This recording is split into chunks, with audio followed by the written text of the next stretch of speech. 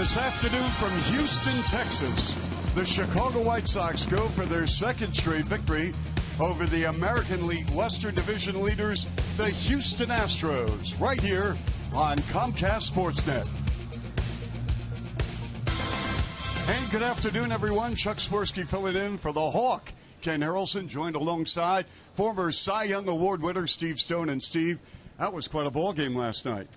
Last night showed that you have 25 players on your roster and you have them for a reason, and that is each and every one has to be ready to play whenever they get the opportunity. And last night it was a couple of guys who didn't start that really told the tale. Gordon Beckham came on, had a sacrifice fly, and then against Chad Qualls he tied the game at 3-3. That sent it into extra innings. Then Giovanni Soto, who came in the game, hits a double in the 11th inning. George Springer's playing very shallow in right field. This one off the wall. It plated 2. The Sox eventually drove home one more and won that ball game 6-3. And last night, Gordon Beckham with a sacrifice fly to go with his game-tying home run. And Giovanni Soto, who caught very well last night, and that double in the 11th, that was what propelled the Sox to victory. So a big night. You win the first game of a series, then you can sweep them. Yeah, you're right. A terrific, terrific ball game. Now, on the mound for Houston, one of the best in the business. Dallas Keuchel, who really paid the price over the last couple of years with a bad Houston ball club, is reaping the benefits this year with a good Houston ball club. When you take a look at what he's done, it's somewhat remarkable because he's not an overpowering pitcher. He's got a terrific two-seam fastball. He's worked on a back foot slider. This is a guy that throws everything around the plate, and he gets a lot of swing and misses. So this year he's 6-1. His ERA is terrific. You take a look at the numbers. In April, 3-0. May, pretty good at 3-1. The ERA in April a whole lot better than it's been in May. But overall, when you take a look at his body of work this year, he is the ace of the staff. Every team needs a guy that they view as their stopper. He's a guy that will stop streaks, extend the streaks if they're winning streaks, and Dallas Keuchel is that guy for Houston. Taking a look at those numbers, taking a look at those beards, that's pretty impressive as well. All right, we'll have the first pitch of the moment right here from Houston, Texas on Comcast Sportsnet.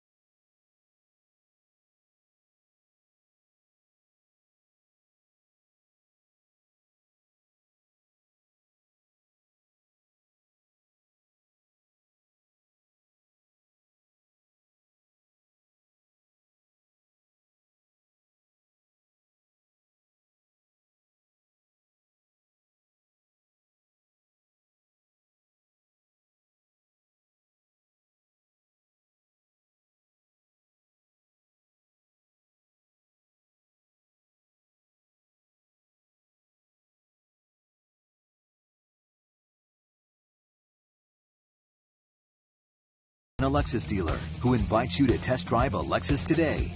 Blue Cross and Blue Shield of Illinois. Through it all. Audi. Truth in engineering. Xfinity. Your home for the most live sports. And by Toyota. See where Toyota takes you. Test drive one at your Toyota dealer. Toyota. Let's go places. Welcome back to Minute Maid Park in Houston, Texas. The roof is closed once again as there are some showers in the area, which is usually the case here in Houston. In fact, the roof is probably open 20% of the time, and that's early in the season. So the Sox ready for a big second game. They're 3-3 on this road trip, which if you were to tell a whole lot of people that they would be 3-3 after the first 6, they would be very happy with the results so far. But they run up against the best that Houston has, Dallas Keuchel, today. Let's take a look at how Robin's going to line up our Sox. And it's Adam Eaton leading it off, and he's hit safely in 7 of his last 19. As you can see, starting to heat it up. Emilio Bonifacio is the DH today.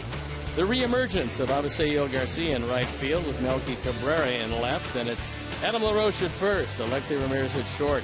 Gordon Beckham at third, Giovanni Soto behind the plate, and Carlos Sanchez at second base. The defense and how they'll line up behind Dallas Keuchel. Preston Tucker in left field, Jake Marisnick in center. George Springer is in right. Jonathan Villar at third, Marwin Gonzalez at short. Jose Altuve, last year's batting champion in the American League, is at second. Chris Carter is at first.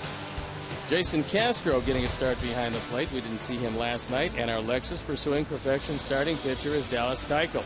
He's 6-1, his ERA 1.98. When he's right, and he's been right a lot, he's a ground ball machine. He throws a lot of sinkers. And when you're hitting the ball in the air against him, that means that he's not 100%. He had a great April as far as ERA is concerned. May hasn't been quite as good. But Keuchel is their number one. So the umpires for the game this afternoon. Gabe Morales behind the plate. David Rackley is at first. Rob Drake is at second. And the crew chief, Joe West, is at third. So they've thrown the ball around the infield, which means we're ready for Game 2 of the series, and we're ready for baseball this afternoon. I'm ready to turn it over to my play-by-play partner, Chuck Swirsky. And Steve, thank you. Good afternoon. I'm ready for some more questions directed at Steve Stone. All right, always a pleasure. Adam Eaton at the plate for the White Sox. Eaton went 1 for 4 last night, struck out twice. He also got hit twice.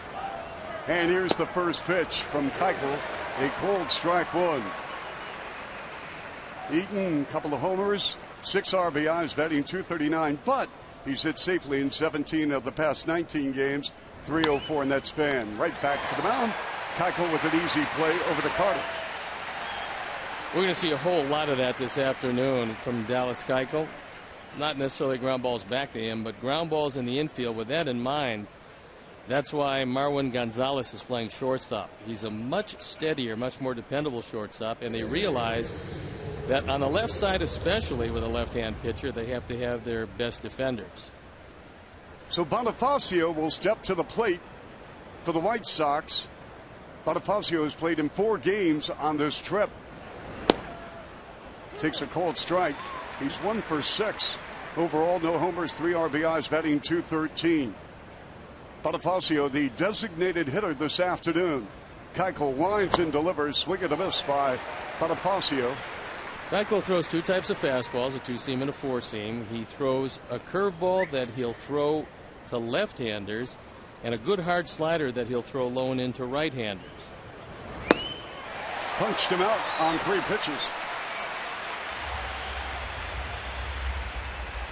That's going to bring on Garcia. Good to have him back. I talked to Avi before the ball game. Very, very excited to be back in the lineup. Let's take a look at our picks to click. Chuck/Hawk, Emilio Bonifacio, Avisail Garcia. For me, Alexei Ramirez for the crew. Now, I tried to convince Hawk/Chuck to take Zeke Bonura, but he said nope, he's going to go with Bonifacio. Here's a ground ball hit to the shortstop. Gonzalez slings it over the first. 1, 2, 3 for the White Sox. Thank you very much. We go to the bottom of the first in Houston at the moment.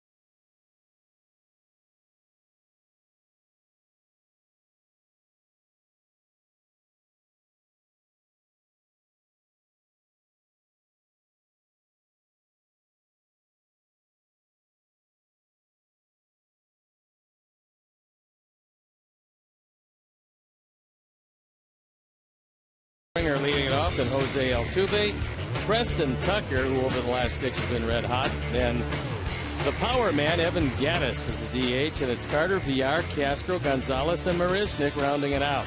The defense and how they'll line up behind Jose Quintana. Cabrera, Eaton, and Garcia in the outfield. Gordon Beckham, Alexi Ramirez, Carlos Sanchez, and Adam LaRoche in the infield. Giovanni Soto behind the plate. And our Lexus pursuing perfection starting pitcher is Jose Quintana on for his 10th start. He's just 2-5 with an ERA, a little bit higher than he would like. But good control, and he's looking for some offensive support here this afternoon. Springer at the plate for the Houston Astros. 0 for 4 last night. A swing and a miss from Quintana here in the bottom of the first. He's also Springer 1 for his last 9, but he's 4th in the American League in coaxing pitchers into base on balls. He has 30. Just underway here in Houston, game 2 of a 3-game set. This is outside. Once again, the roof closed, as was the case last night. Steve, the difference with the dome when it's open for a batter? Well, a lot of people will argue both ways as far as being lively. Some people will tell you it's livelier with the roof open. Some people will tell you it's livelier with the roof closed. I think, Chuck, that you don't see the ball quite as well with the roof closed. I know the Astrodome certainly was a lot darker than here, but even here, I think it's more difficult to pick up the spin on the baseball than it is in broad daylight with a roof open. 2-2 pitch coming up. Well, I would think, especially, the Astros, they play here night after night after night. They're used to it. But when you come in, as the White Sox, their only appearance into Houston this season, chop foul. But, by the way, that's leads me to another question about the schedule, Steve. Are you in favor of a balanced schedule or an unbalanced? Well, the difference is with a balanced schedule, you play every team twice. So you're playing everybody in the American League 2 times, meaning you can win your division by playing teams from the East and the West as many times as teams from the Central. I think it's best personally, if you're going to win the Central, do it against the teams in the Central. That's why I kind of like the unbalanced schedule. Now, that being said, a lot of people love to see teams come in twice. Cold strike 3. Good fastball for a strike. It was on the outside corner, and Springer taking a look. Menard's pitch tracks will show you it's right there. Gio Soto brought the ball down a bit, but it was in the strike zone anyway, and he's rung up by Gabe Morales. Altuve stepping in. He recorded his 20th multi-hit game of the season last night. He went 2 for 4, and no doubt about that, he is the people's choice here in Houston. The face of the franchise, and a man who signed a long-term deal back when this is a very bad ball club. He signed through 2019, and that's when very few people had the courage of their conviction as to saying that the Astros are going to be very good down the road. Not a lot of people thought that.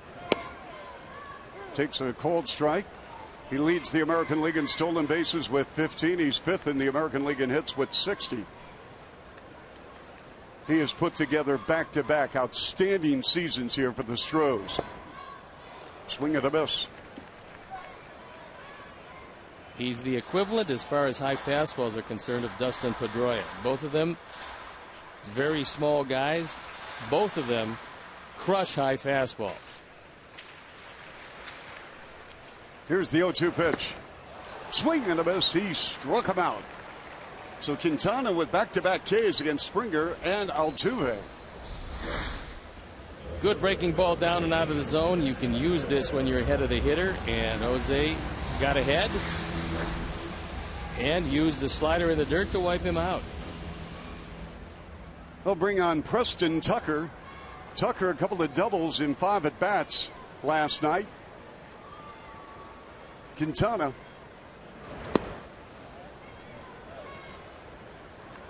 With a 1-0 count on Tucker, this Houston ball club leading the Angels by 5 games in the American League West. Seattle 5.5 back. Texas 6 out.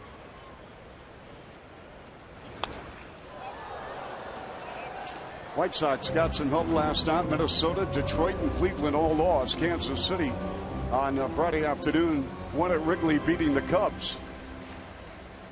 A lot of baseball to talk about from last night's game. Some interesting storylines, Steve. Kansas City decided to keep hitting the ball out of the ballpark, and that's what propelled them to the 8-4 win.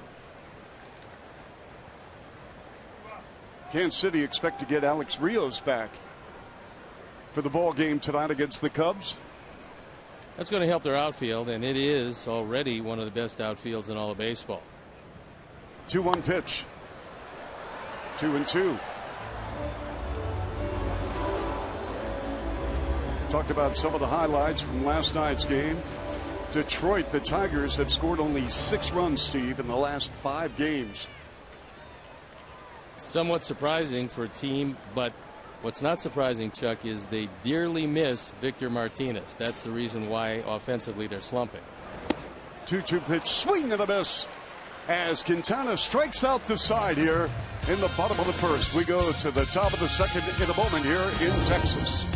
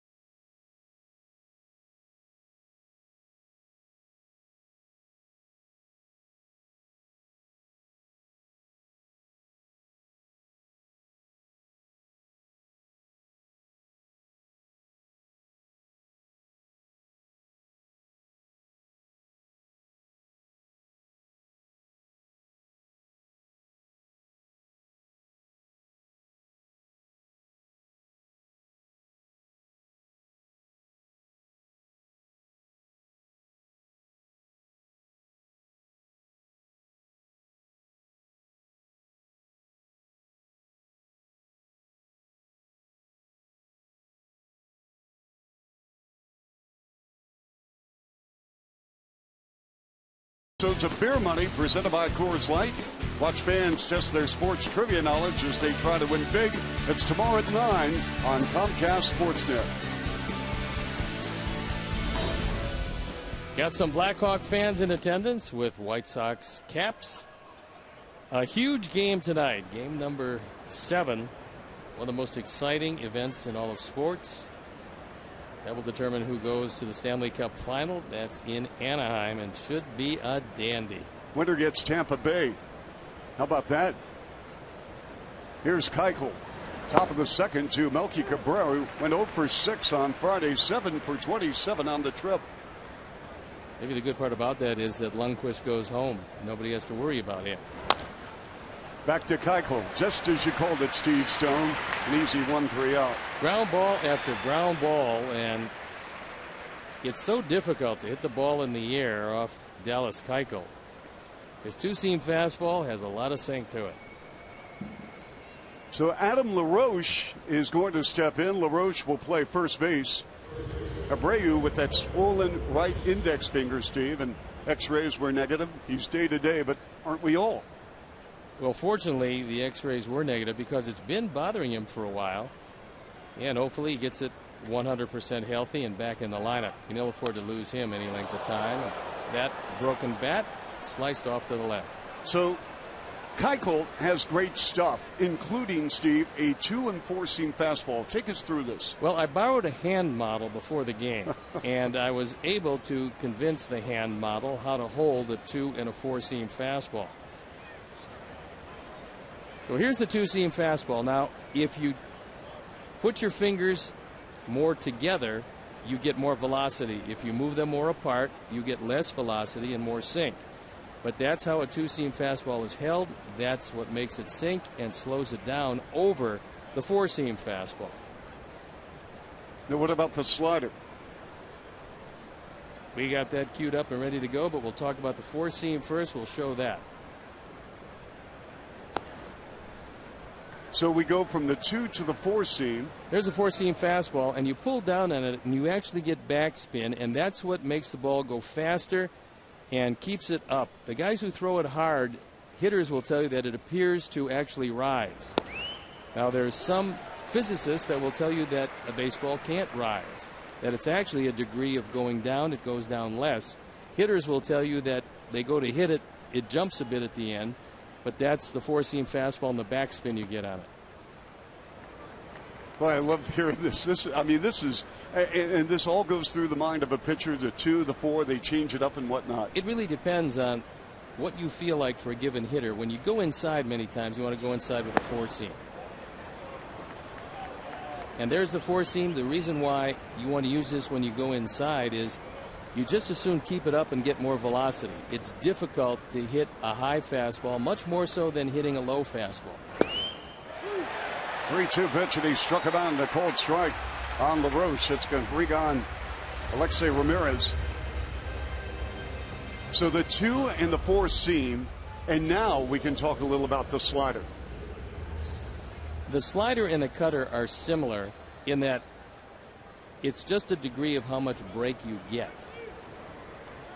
And every pitcher has a different method of how to hold it. And after the pitch, we'll show you the grip that I used to use, that a lot of pitchers will use. You hold the ball off to the side. I always wanted to hold it on a seam. You hold it off to the side. Now, if you stay on top, you can get it to go down. That's called getting depth. If you don't stay on top of it, you can get it to slide straight across. Here's Ramirez with a chopper to third. VR fires it, and he is safe off the bag. And Ramirez is on.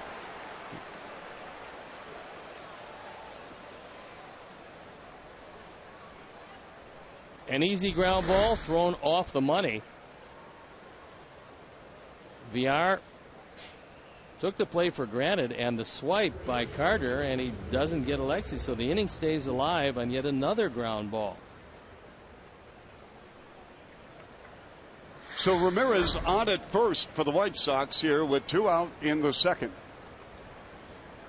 Going to bring on Gordon Beckham. Beckham, one of the stars last night, tied it up in the 8th with a solo blast to left center. Keuchel has a repertoire. The American League Pitcher of the Month in April, where he was filthy. 3-0, earned run average under 1. Steve Stone has done a terrific job breaking down his 2 and 4-seam fastball and slider. We're going to get to his curveball in a moment. Here's Keuchel. Deals. Foul ball to the right. Let's talk about the curveball, and this is a 4-seam curveball, meaning that you put your middle finger on a seam. The index finger is just a guide finger. You're pulling down on the seam with your middle finger. You're pushing up on the baseball with your thumb. So pulling down, pushing up gets you more rotation as opposed to velocity. And a lot of pitchers make a mistake. They want to throw the curveball hard. A curveball is designed for rotation. The quicker it rotates, the quicker the break. The later the break, the tougher to hit, because it doesn't stay on the same plane that long. Keuchel only throws that curveball to left-hand hitters. He'll throw the back foot slider, the down and in slider, to right-handers. Here's the pitch. So how does a curveball then hang, Steve? It hangs because instead of getting the pull down and the push up, it comes out of your hand spinning. And as it spins, it'll stay up in the zone, or you won't get the proper amount of rotation on the ball, and then it just floats. Little dribbler, and that is going to be a fair ball, and he's out.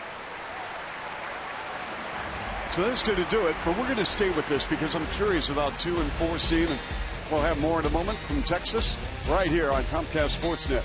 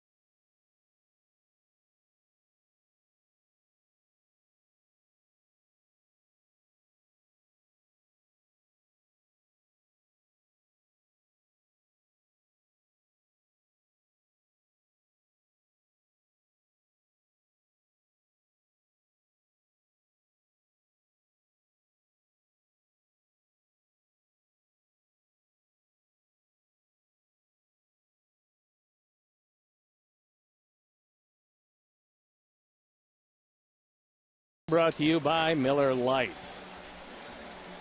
As we go to the bottom of the second here in Houston, Chuck Swirsky along with Steve Stone. That's going to bring on Evan Gattis. Gattis, the designated hitter. Gattis was very surprised to be traded from the Atlanta Braves. When I talked to him, he said that he thought a lot of things might happen, but he didn't think he would be moving anywhere. And one of the big reasons why Houston wanted him was they didn't want him to play a position. They anticipated the fact that he could be outstanding as a designated hitter. Right up the middle, fielded beautifully by Sanchez, and he retires. Gattis. And there's an example of how hitting charts work against hitters and why the shifts have turned batting averages and made them lower. He's playing right up the middle, actually just on the third base side of second. Normally, when a ball goes right through the legs of a pitcher, as that one did, you figure it's a base hit. But with the shifts, and by the way, nobody shifts more than the Astros. And why is that? There is shifting a team because they really depend on the computerized charts. They've got a manager and a general manager and a coaching staff that buys into it. So they do much more shifting. Now, once again, the shift is on the same for Carter as Gattis. Chris Carter, originally drafted and signed by the White Sox, but he's been involved in a couple of big deals in his career. He's always had one thing that's tough to get and you can't improve on, and that's power. Here's a ground ball fielded cleanly by Alexei. Slings it over the first to LaRoche. 2 down here in the bottom of the second. Let me get back to this 2 and 4 seam, and then we can move on because I've got other questions for you, Steve, this afternoon. So when a catcher puts down the sign for a fastball, right, so does the pitcher then decide, okay, I'm using a 2 or a 4? How does he determine that? Most catchers will not only put down the sign for a fastball, but then he's going to tell you if he wants it inside or outside. That's going to determine if you use a 2 or 4. The preference of Dallas Keuchel is to throw a 2-seam fastball. He loves the fact that it moves and sinks. That's why he gets so many ground balls. Meantime, Quintana pitching very, very well for the White Sox here in the early going. Well, he knows he's going to have to be at the top of his game because he's facing a guy that's one of the true aces in baseball, Dallas Keuchel. And this is what I love, the head-to-head competition of two really good pitchers. We've seen it more and more recently. We obviously saw Corey Kluber going against Chris Sale. That was a wonderful head-to-head duel. And this is a good one. There's a little chopper over to first. And it's another 1-2-3 inning for the White Sox as they retire Houston, all 6 batters, and we go to the top of the third here in Texas.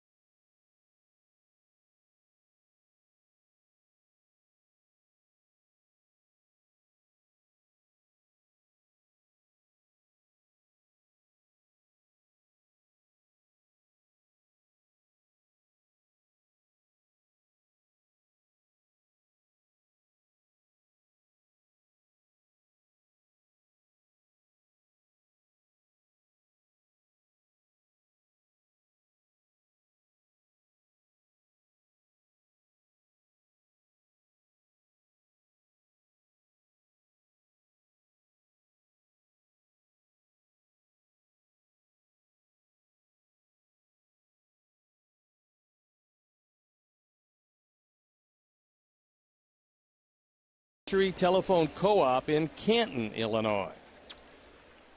Top of the third we go right here on Comcast Sportsnet from Houston, Texas. Chuck Swirsky filling in for Ken Harrelson. Ken will be back Friday for that series at home against Detroit. Steve Stone in the house as well, and we're very, very fortunate to have the opportunity to talk a lot of baseball with Steve as Keuchel delivers to Soto. One of the stars last night came through with a huge 2-run double in the victory by the White Sox 6-3. If you're going to throw a lot of sinkers, you better be a good fielder because you're going to have a lot of them come back to you. And with that in mind, Dallas Keuchel won a Gold Glove last year. And you might remember Greg Maddux with a slew of Gold Gloves. He was a sinker baller, and he jammed up the middle pretty well. Because normally, if you don't shift all that radically, the hole up the middle is the biggest hole on the infield. And there you look at what he's done at home, 4-0 and an ERA of 132. And there's a base hit to center. So if he had any plans for celebrating a no-hitter, those have gone by the boards. Keuchel with 6 wins, and he has done a masterful job. He's holding batters to a 190 batting average, Steve. It's best in the American League. He's third in the American League at earned run average at 198. Sonny Gray, who pitched a gem last night in Oakland's victory over the Yankees, is at 182. Dallas Keuchel works quickly, throws strikes, gets a lot of ground balls, and does things right. And when you have that combination with very good stuff and pinpoint control, you're going to win a lot of games. Sanchez at the plate, and the ball off the mitt of the catcher Castro, and Soto advances to second. It's going to be a pass ball as Jason Castro had one get away. It is indeed a pass ball. So a break. Soto in scoring position, and now it changes the at-bat of Sanchez. If he's at first base, it's a different at-bat. Being at second with nobody out, you have got to do either a ground ball to the right side or bunt it right at VR. Here's the pitch. Swung on to the right side of the infield. Altuve over to first, but he got the job done. Good solid at bat. He's going to get some high fives as he descends into that dugout. And again, because it changed the at bat, you try the inside out swing, you ease it to the right side and move along Soto. They'll bring on the top of the order in Adam Eaton. Eaton with a ground ball to Keuchel in the first inning. The Astros believe that Adam Eaton has a chance to lay one down. Keuchel, a tough guy if you're thinking about hitting a sacrifice fly. And the pitch. It's going to be a foul ball. Well, again, the White Sox with the runner on third. That's Soto, who advanced on a Sanchez ground out to the right side of the infield, and now it's up to Adam Eaton. The arm's in the outfield. Marisnik in center has a very good arm. George Springer in right field has a great arm. You're going to run on Preston Tucker on anything of any distance in left. 0-1 pitch.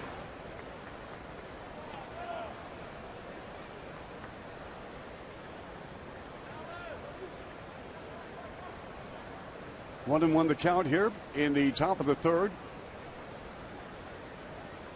Keuchel pitched a complete game at Baltimore in a losing cause in his last outing.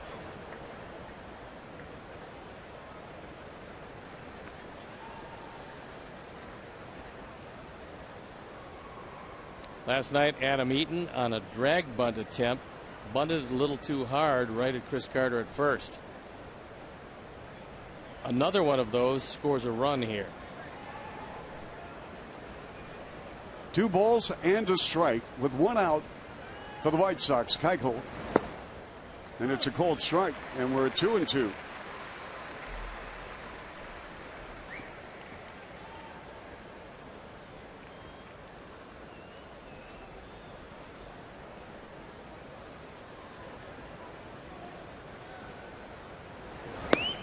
Swing and a miss. He struck it out.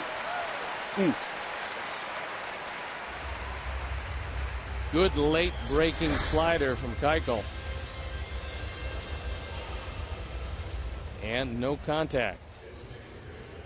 So the designated hitter Emilio Bonifacio is struck out in the first. He's at the plate now with 2 outs for the White Sox here in the top of the third. Soto remains at third. See what Emilio can do here.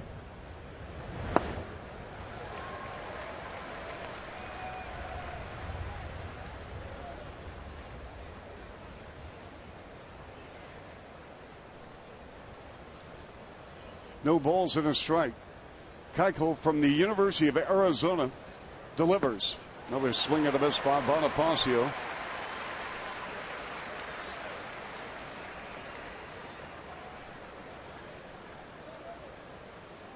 Bonifacio down in the count 0-2 with 2 outs here in the top of the third. Scoreless, Soto remains at third base. Check swing, and it's a ball. Try to go out of the strike zone and get him to expand that zone. Last year, Keuchel went 12-9. It wasn't a good Houston team, but it was a lot better than the previous 2 years when he went 3-8 and 6-10. And last year, that ERA was below 3, and he showed a portent of things to come. Outside 2-2. He has emerged as one of the elite pitchers in the American League. As we mentioned, he has 6 wins. Felix Hernandez of the Mariners, who's having a magnificent season, leading the American League with 8. The pitch. Swing and a miss. Foul tip into the mitt of Castro. And Bonifacio goes down for the second time swinging. White Sox strand a runner at third. Will return in Houston in a moment.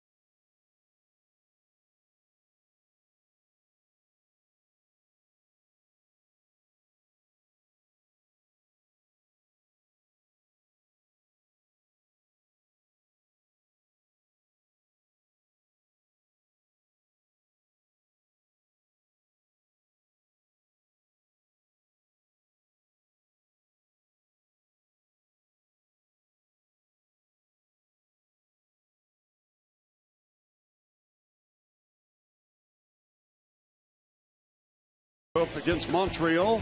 Coverage starts at 7 right here on Comcast Sportsnet. Chuck Swirsky, Steve Stone, bottom of the third in Houston.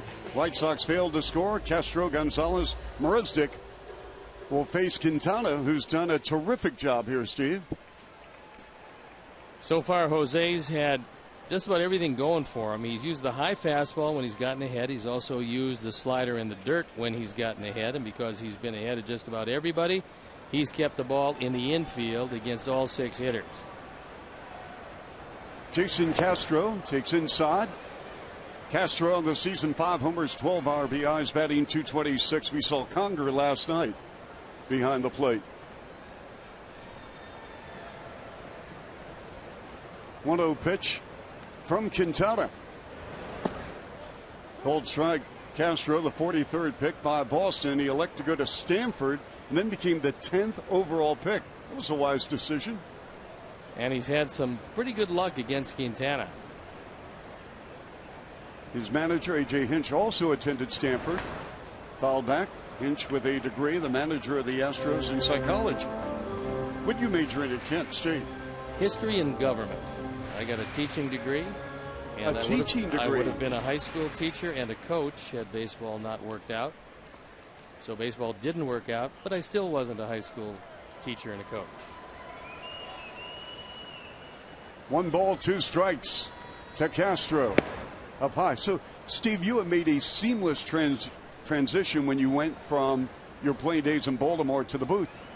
But did you ever have a desire to coach at this level? No. Never felt like I wanted to coach. Swing and a miss by Castro. A couple other things that I felt that I wanted to do that didn't quite work out, but. May I ask that? What was that? Well, tried a few times to get with groups to own a baseball team. Actually, the few times being 4, that didn't work out. And thought at one point that I wanted to go into the front office, and that didn't work out. Right now, that job is as difficult job as there is around anywhere. Being a general manager these days is a 12-month-a-year job. It's exhausting. It's a very difficult job, and you have to be really good to do it well. Gonzalez steps in, swing and a miss. Quintana with 4 strikeouts here. We're in the bottom of the 3rd. Now you're sitting next to me for a week and a half, and you're going to the White Sox saying, this isn't working out. No, this is absolutely enjoyable. Well, you know, you're going to have to join Bill Wennington and yours truly on a Bulls broadcast. That would be a disaster. But this is enjoyable.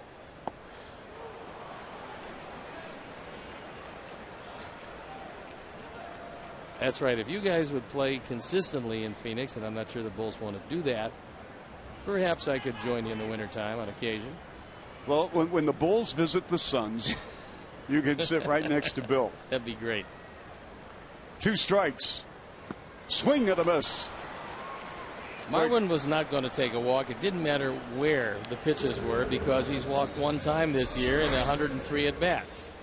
And when you have just 1 walk, that means that either the pitcher almost threw it out of the stadium or you just decided that your hands hurt too much to swing. Risnick, who went 0 for 4 last night, he struck out 3 times, batting .263 on the season, but he covers a lot of ground in center field. Very gifted defensive star.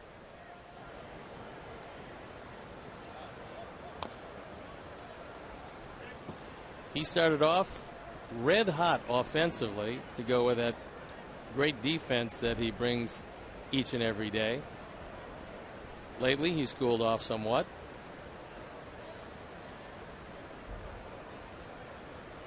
No balls and a strike with 2 outs. Quintana has been fabulous up high. Steve, is there one playing position where you can say, okay, you know what, I know you're going to really struggle hitting wise, but if you can field and field really, really well at elite level, go ahead. There used to be 2 of them. And that was you could carry a defensive shortstop. And then the shortstop became an offensive position. Cal Ripken over there and A-Rod over there. There are a lot of guys that were offensive stars that played shortstop. And if you can catch and throw and call it and block it, you can usually find a spot if the team is good offensively. They will carry guys that are good defenders. Now, you would love to have a great defender who could hit, but those are the stars. They're Buster Posey and a few other guys around that do it really well. Matt Wieters, before he got hurt, did it really well. More times than not, you won't find that whole package. 2-2 count. Well, we just came from Baltimore, and a perfect example was Mark Belanger. Mark Belanger couldn't hit very well, but fielded exceptionally well. And with those teams, they carried him because those teams had a lot of thunder. They also had great pitching, and they preferred with great pitching to have a great defender. And that's one of the things that a lot of people don't understand, and that is if you're not going to score a lot of runs, if you're not going to hit the ball out of the park a lot, if you don't walk in the middle of rallies to extend them for multiple runs, you better have a defense that stops the other team from scoring. If you don't, you're going to come out on the short end. Count stays at 2-2. You mentioned Buster Posey. How about the play of the San Francisco Giants? Steve, they're 30-20 now. And remember, everyone was doom and gloom the first couple 3 weeks of the season? Right. What's going on with the Giants? Well, this was the down year because every other year they win the World Series, and this was the other year they weren't supposed to be there. Quintana delivers inside. You know, we'll 3-2. talk a little bit about it later, but one of the things you have to have in baseball is you have to have a great tandem, a manager and a general manager. And Bochy and Sabian are as good as it gets, and there you look at the Giants in first place. Marisnick, nice piece of hitting there. In this case, walking to first. The reason I tell you that you have to have a good combination of manager and general manager is that a general manager doesn't want to hear from the manager, I want X, this player. In other words, I want this specific guy. Because a general manager then has to tell the manager, well, I might not be able to get him because he's not available, or I might not be able to get him because we don't want to give up what they want. So give me a type of player. I'll find that type. And when you do that, it works wonders. You had a look at Jeff Luhnow, and next to him, the Hall of Famer Milo Hamilton, who was a partner of mine many years ago. Milo at 88 still comes out to the ballpark. There's Milo. On the left, Jeff Luhnow. On the right, he's the architect of this team. And it's turning into a very good team. Springer with a swing and a miss. George struck out in the first against Quintana. Quintana has 5 strikeouts here. And George, to this point, is not swinging the bat near as well as we saw him at times last year. No balls and a strike. Marisnick at first. He takes off. Here's the throw to second, and he is safe. Marisnick steals second.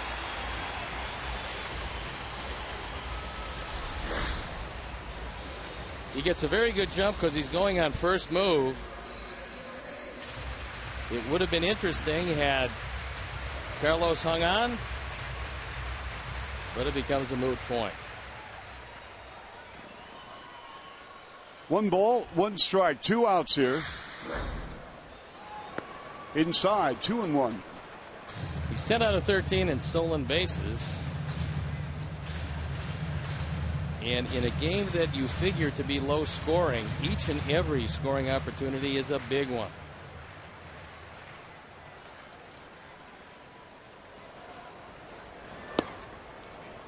Called strike, and we're at 2-2. Springer played collegiately at the University of Connecticut. Usually when you think of UConn, you think of UConn basketball with the array of stars, both for the men and the women. I would say Gino Ariem is pretty good. Unbelievable coach on the women's side. I mean, he may be one of the finest. I don't care what sport we're talking about. One of the finest coaches on this planet, period. 3 balls, 2 strikes, 2 outs. George Springer at the plate. Quintana looks at second, where Marisnick is near the bag and fouled off to the right. You just as soon make it happen here with Springer, because he's a guy that you can strike out, because he will strike out, I would say, in the neighborhood of 170, 175 times this year. The guy up next, Jose Altuve, doesn't strike out too often. In fact, when Jose got him in the first inning, that was only the 20th time all year he's fanned. And the pitch inside. And he's going to go to first as he draws a walk. And Houston now with runners at first and second here in the bottom of the third with 2 outs. Now we're going to have a meeting at the mound and just exactly what they want to do with Altuve. You got a couple of very speedy base runners at first and second. And one of the reasons why Gordon Beckham and Alexi Ramirez come over to talk with Jose is that if he's going to try to work Altuve inside, they want to cheat toward the line, because Altuve will have a tendency to then pull the ball. If you're going to throw him sinkers away, they can take a step to their left and not think about the line quite as much. Altuve struck out in the first. First and second for Houston. We have 2 outs here in the bottom of the third, and the pitch. Altuve with 402 hits. Let me repeat that. 402 over the past 2 seasons, the most by any player in Major League Baseball. 379 with runners in scoring position, but a remarkable 478 since the middle of April. Again inside. 2-0 the count. They list Altuve, and I can kind of relate to this, at 5'6". I think I'm a little taller than 5'6". Not much. I would think you could take him to the boards. I can post him up. 5'6" would be awfully optimistic for him. See, in basketball, one of my broadcast partners was Muggsy Bogues.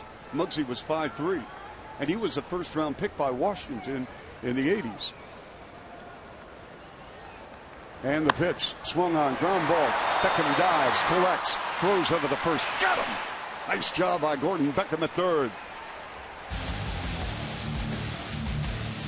So we go to the 4th here in Houston in a moment.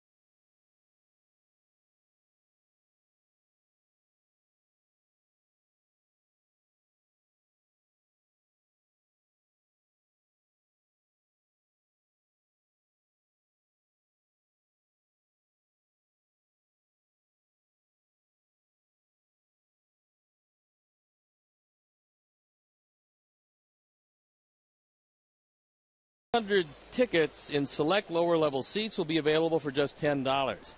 Each sale runs for 24 hours or until they sell out. For full details, visit whitesox.com/flash sale. Try and say that 5 straight times. Very nicely done. That's the easiest of the promos. Top of the 4th, Garcia, his second at bat in the ballgame, grounded to short in the first. Javi returns after missing the last 5 games with that right knee inflammation. Over the last 25 ball games, Steve Stoney's hitting .362. Well, he came back this year, and he's unhappy with that call as he knew the ball was out of the zone. Didn't feel that he swung at it, but David Rackley said you did, and it is. And there you look at the numbers. What he's taken to doing is going back up the middle into right center on pitches that he doesn't feel he can hit out of the ballpark. Keuchel, the 0-2 pitch, swing and a miss by Garcia. Struck him out. That's Keuchel's 5th strikeout of the ball game. It's going to bring on Melky Cabrera. One thing to have movement, it's another thing to have late movement. And late movement takes the ball off the sweet spot of the bat. Because a hitter's going to know the velocity, and he's going to know what it takes to get his hands through the strike zone to put it on the good part of the bat. But late movement takes it off that. And that's why Keuchel's successful. Cabrera grounded to Keuchel in the first. White Sox with a hit. Astros still looking for their first of the afternoon. Keuchel, as Cabrera goes the other way with a base hit to right. I had a talk with Melky before the game, and I told him, and I think this will work for him if he uses this advice. I said, look, You're hitting the ball well. So try to hit it where there are no fielders. And that way, I think you're going to be successful. So look, I mean, he did it there. It's amazing, Steve. See your wisdom, your knowledge. It worked perfectly. And for a guy who hit 100 lifetime, I thought that was pretty good advice. LaRoche at the plate with Cabrera on first. Adams struck out in the first. We're in the top of the fourth. Hey, can I give some props to Carlos Rodon? I talked to Carlos prior to the ball I would game. hope so. What a job! Yeah, and you know, he felt pretty good about his performance. Obviously, you know, he is still finding his way in Major League Baseball, but you had to be impressed with the job he did last night. You take a look at the youngster, and I will tell you, there's one of the feelings in this game you can't duplicate, and that is what it feels like the day after you've pitched a very good baseball game. You had preferred to have won it, but he was absolutely brilliant. And the day after you pitch a good game, you're sore because you've extended yourself every which way, certainly physically, certainly emotionally, and certainly psychologically. And so you've taken into consideration everything that you have as a human being. And when you do it well, there's a great feeling that next day. Conversely, when you do it poorly, the next day is not great. So, as far as a loss is concerned or a win, how long does that stay with you emotionally? Well, I'll tell you what should happen and sometimes what does happen. Let's see what Dallas Keuchel has in mind on this pitch. 2-2 coming up with one out. LaRoche steps out of the box.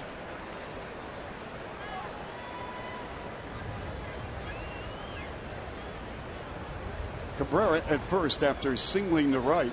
Here in the top of the fourth. Swing and a miss by LaRoche. Keuchel gets him for the second time this afternoon.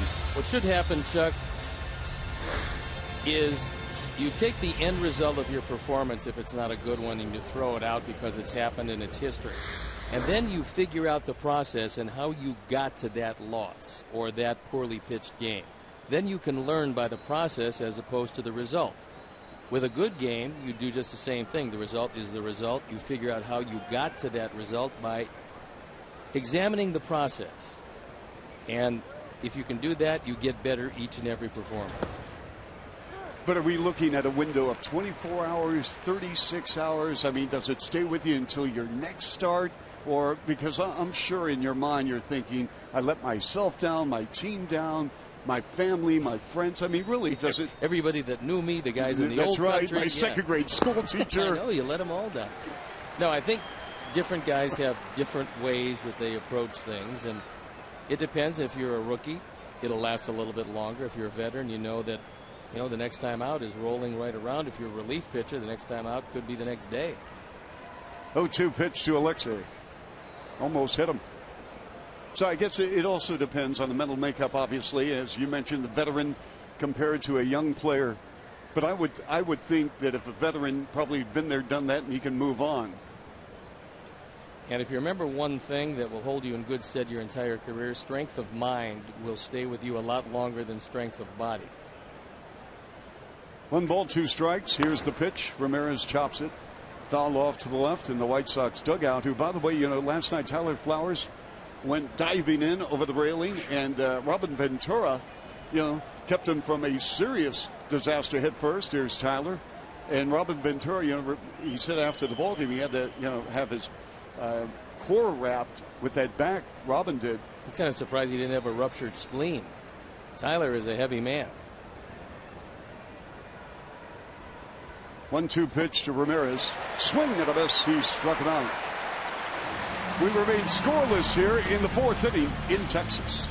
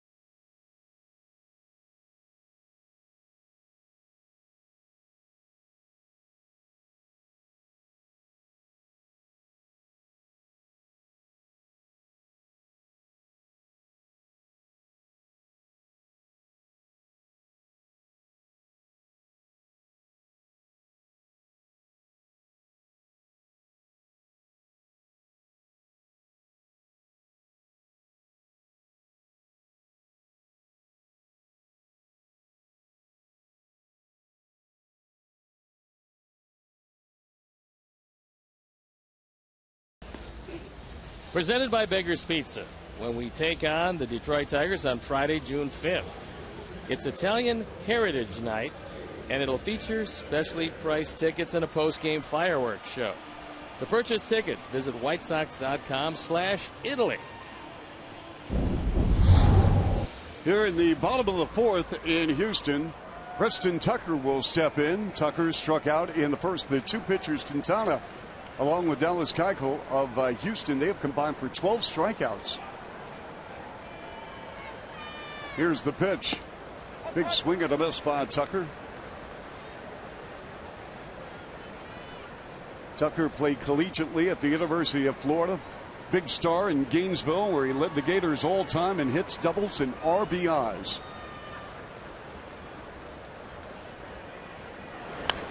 Fouled off. Here's another question I got for you with the draft. Yes. Just 9 days away. High school, college. Does it depend on immediate needs, or do you just go for the best player available? Or if you're looking at a player and saying, well, this college player may have hit his ceiling or near his ceiling, I'm going with the high school kid. It depends on the organization and your tolerance for risk.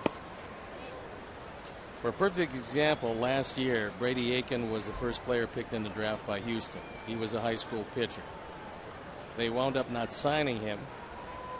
Then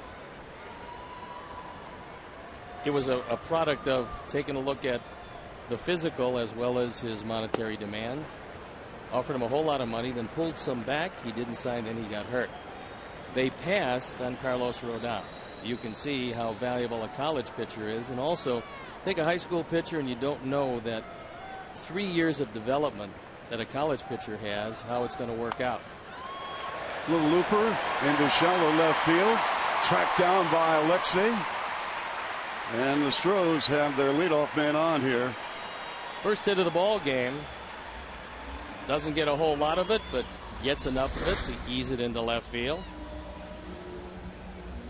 That was a good bit of hitting in that the pitch is out of the strike zone. He was in full defensive mode, just trying to stay alive, and turns into a base hit. Evan Gattis, the designated hitter, rounded to Sanchez back in the second inning. Gattis had combined 43 homers over the past 2 seasons in a Braves uniform. Came over in a major trade for 3 big-time prospects and goes the other way on a hit and run. Turning the corner is Tucker. Slides, and now they got Gattis. He's going to get tagged out. It's poor base running. Heads-up play by Alexei Ramirez in that he realized there was no way to get Tucker. He was going to make it into third base. Avi threw this ball and hit Ramirez perfectly, which allowed him then to cut it off and take a look at first, where Gattis was in no man's land. You see him raise his hand. He gets the ball, and the first thing he does, knowing there's no play at third, is turn around at first base. And Gattis has just hung out to dry. So a very bad piece of base running. Could be a terrific break. But now a runner at third and only 1 out. With Chris Carter at the plate. Here's the pitch. Carter grounded to short in the second. We're going to get more into that draft later on. But right now, Jose Quintana in a jam in a scoreless game with the infield in at all 4 positions. Tucker at third. 1 out. The pitch. Called strike. Interesting thing will be if they have the contact play on, which means that on any ball, Tucker is going to run. Now, Tucker does not have particularly good speed, so you don't have to play in as far as you would play if, say, Altuve was at third. And that will determine how far you have to come in, especially with the first run of the ball game. The infield right now it's in, but it's about halfway. If you've got Springer at third or Altuve at third, you're probably going to come in at least closer to the grass. 2-1 pitch. And it goes to 3-1 on Chris Carter. It's feast or famine for the Astros. They have banged out 66 home runs, #1 in the American League, but they're last in batting average at .235. 3-1, one out here in the bottom of the fourth. We got a full count at 3-2.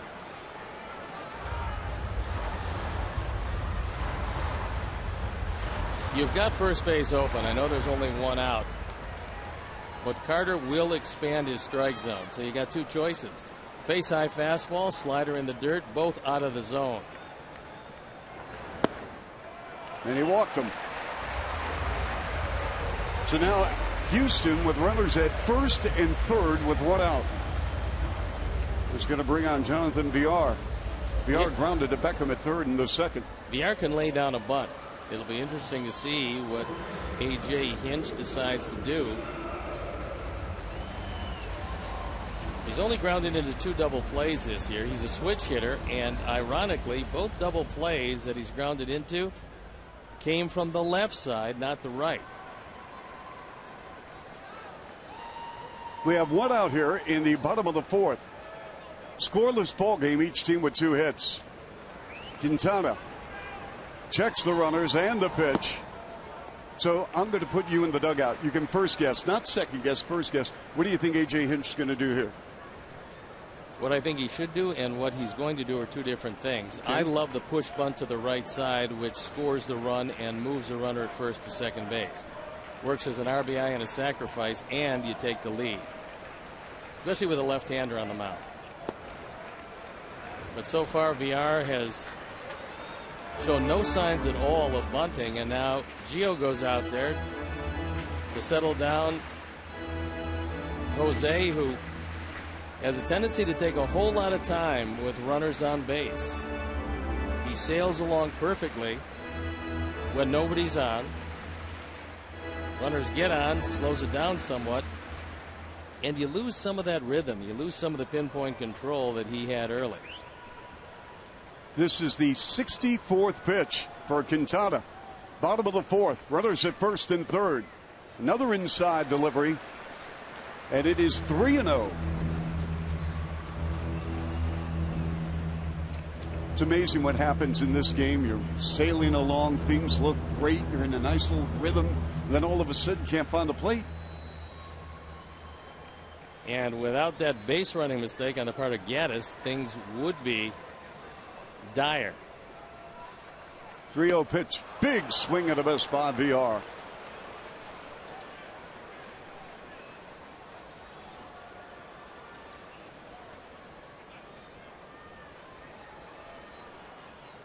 Villar playing third base this afternoon. He played short yesterday.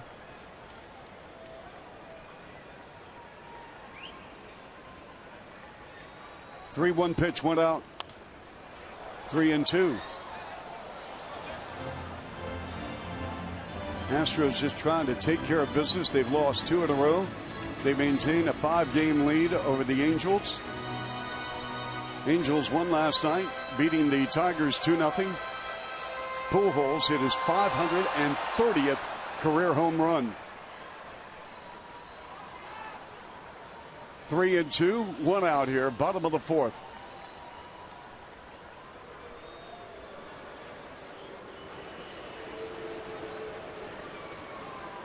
Castro in the on-deck circle for A.J. Hinch's ball club. Houston, one of the feel-good stories this season in Major League Baseball. They are 30-19. There are 4 games over 500 here at Minute Maid Park. 3-2. Big pitch coming up here with one out. Runners at first and third. Fouled off. Tried a soft breaking ball, something he hasn't done a whole lot of today, and thought that he might be able to surprise Villar.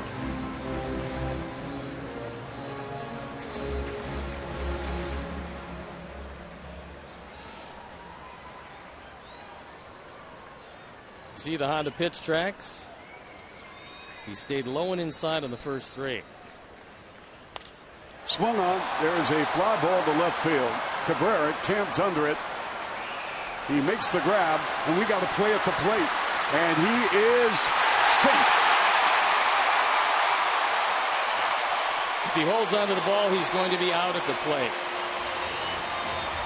And I know what Gio was thinking is that he would have liked to seen that ball a little bit further out to take a truer hop. It was pretty much a short hop on the throw. Good piece of base running by Carter as he tags up, realizing as he looked at the angle of the throw that nobody could cut it off. So Melky thinks he's got a shot at him, and he does. But unfortunately, this ball hits the dirt. From left field, what you'd love to do is bounce it on the grass. He'd have thrown him out. But for the short hop, and it's a do or die play, a tough play for Soto because of the short hop. Scoring the first run of the ball game here. Houston has taken a 1-0 lead in the bottom of the fourth on a sac fly to left. Love that throw by Melky. I would have liked it a lot more had it bounced on the grass.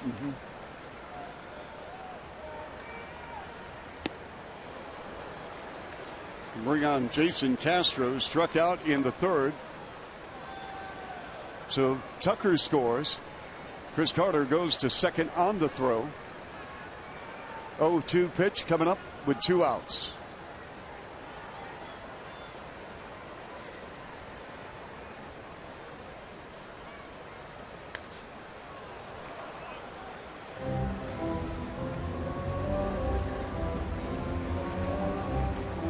Checking that scoreboard, Minnesota, the Twins, who lost last night to the Jays but bounced back with a 3-2 victory over the Blue Jays. That ball game in Minnesota. 1-0 here in the bottom of the fourth. Swung on, routine ground ball for Sanchez.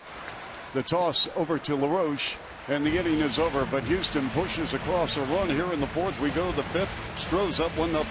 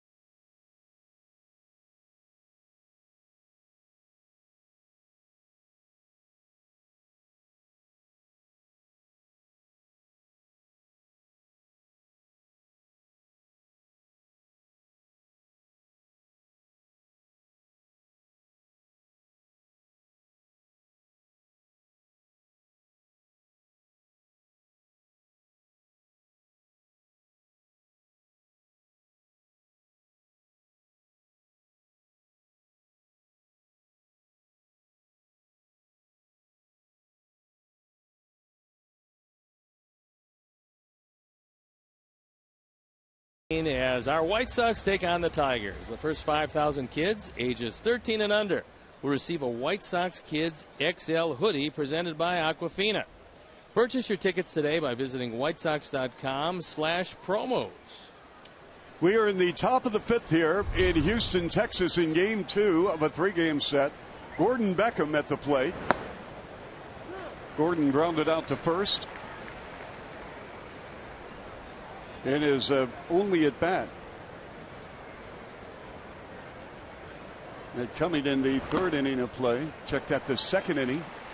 That's one of the few straight changes that Keuchel has thrown. Hitters this year have hit fly balls 18% of the time.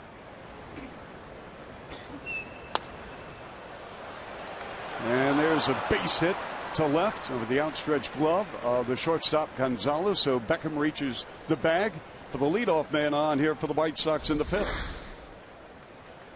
This is another changeup. So back-to-back changeups, and this ball is low and out of the zone, but Gordon in protection mode, able to ease it over the head of Gonzalez into left center field, and a promising way to start the 5th. As Soto, who had a base hit to second, in the second. Beckham at first. 1-0 Houston.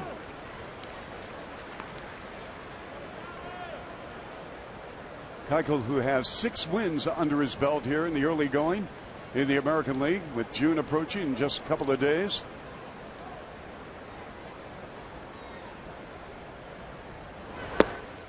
I would think right now it's pretty safe to say, I'm not stepping out of my comfort zone here, that Hernandez is the best pitcher in the American League. If he's not, I'm not sure who's better. And this year he has a pretty good team behind him. And the oddity about it is that King Felix has probably lost that big fastball that he used to have, but he's probably never been a better pitcher. His changeup is outstanding. He never tips it. You can't see it coming. He's got a good hard slider, and the fastball is good enough, plus he has pinpoint control. He's just a magnificent pitcher. Here's the pitch to Soto. That ball was inside, although Keuchel wanted it, and the umps in the stands wanted it. But when you take a look, you'll see on the Xfinity pitch tracks that it's not quite there. And if Castro thought it was there, he wouldn't have yanked it back over the inside corner. 2 balls, 2 strikes. And we go to 3-2. Steve, have the White Sox, have you seen Seattle yet? Have you seen Felix Hernandez? I've seen him many times, just not this year. Not this year? No. Now the question is, do you want to send Gordon Beckham here to try to stay out of the double play, because Keuchel throws a lot of ground balls?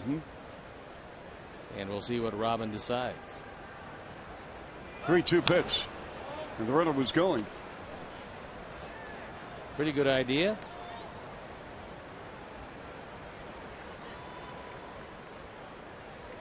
And on a hit and run, you don't have to get a great jump, because you're not trying to steal a base. You're trying to stay out of the double play.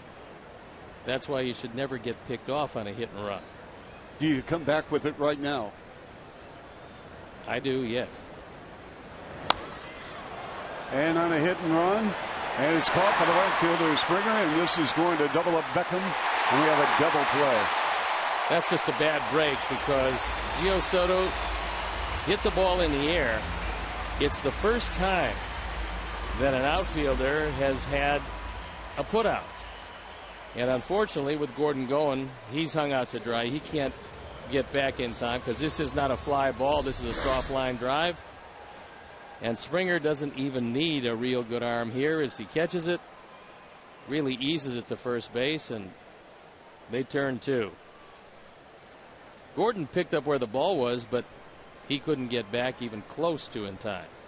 Carlos Sanchez here in the top of the 5th at a 1-0 ball game for the Astros, with the bags empty now for the White Sox. White Sox with 3 hits. They have stranded 3.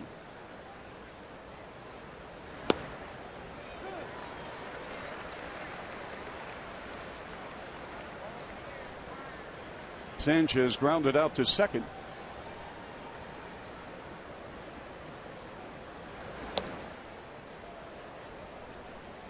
He grounded out to second and got the job done, as Soto, who singled, went to second on a pass ball and was standing out there with nobody out. Situation demanded a ground ball to the right side, and Carlos was able to do that.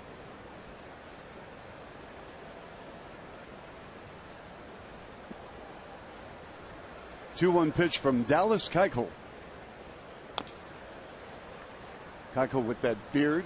We talked about Gaddis yesterday, but Keuchel's got that beard thing going, Stevie. We were kidding around yesterday regarding Nico Mirotic of the Chicago Bulls, who has the best beard in the NBA, by the way, bar none. Well, this is with all due respect to James Harden, who plays here in Houston. This is a good, solid beard. Yeah, this is very solid. fact, what Dallas might want to think about doing in the media guide is either drawing in a bigger beard or changing the picture, because he has a moderate beard in the media guide and a substantial beard in real life. 3-2 pitch coming up. 2 outs here. That ball hit the right center, but racing over to his left, Marisnik, and he makes the grab. So we go to the bottom of the 5th here in Houston. Astros with a 1-0 lead.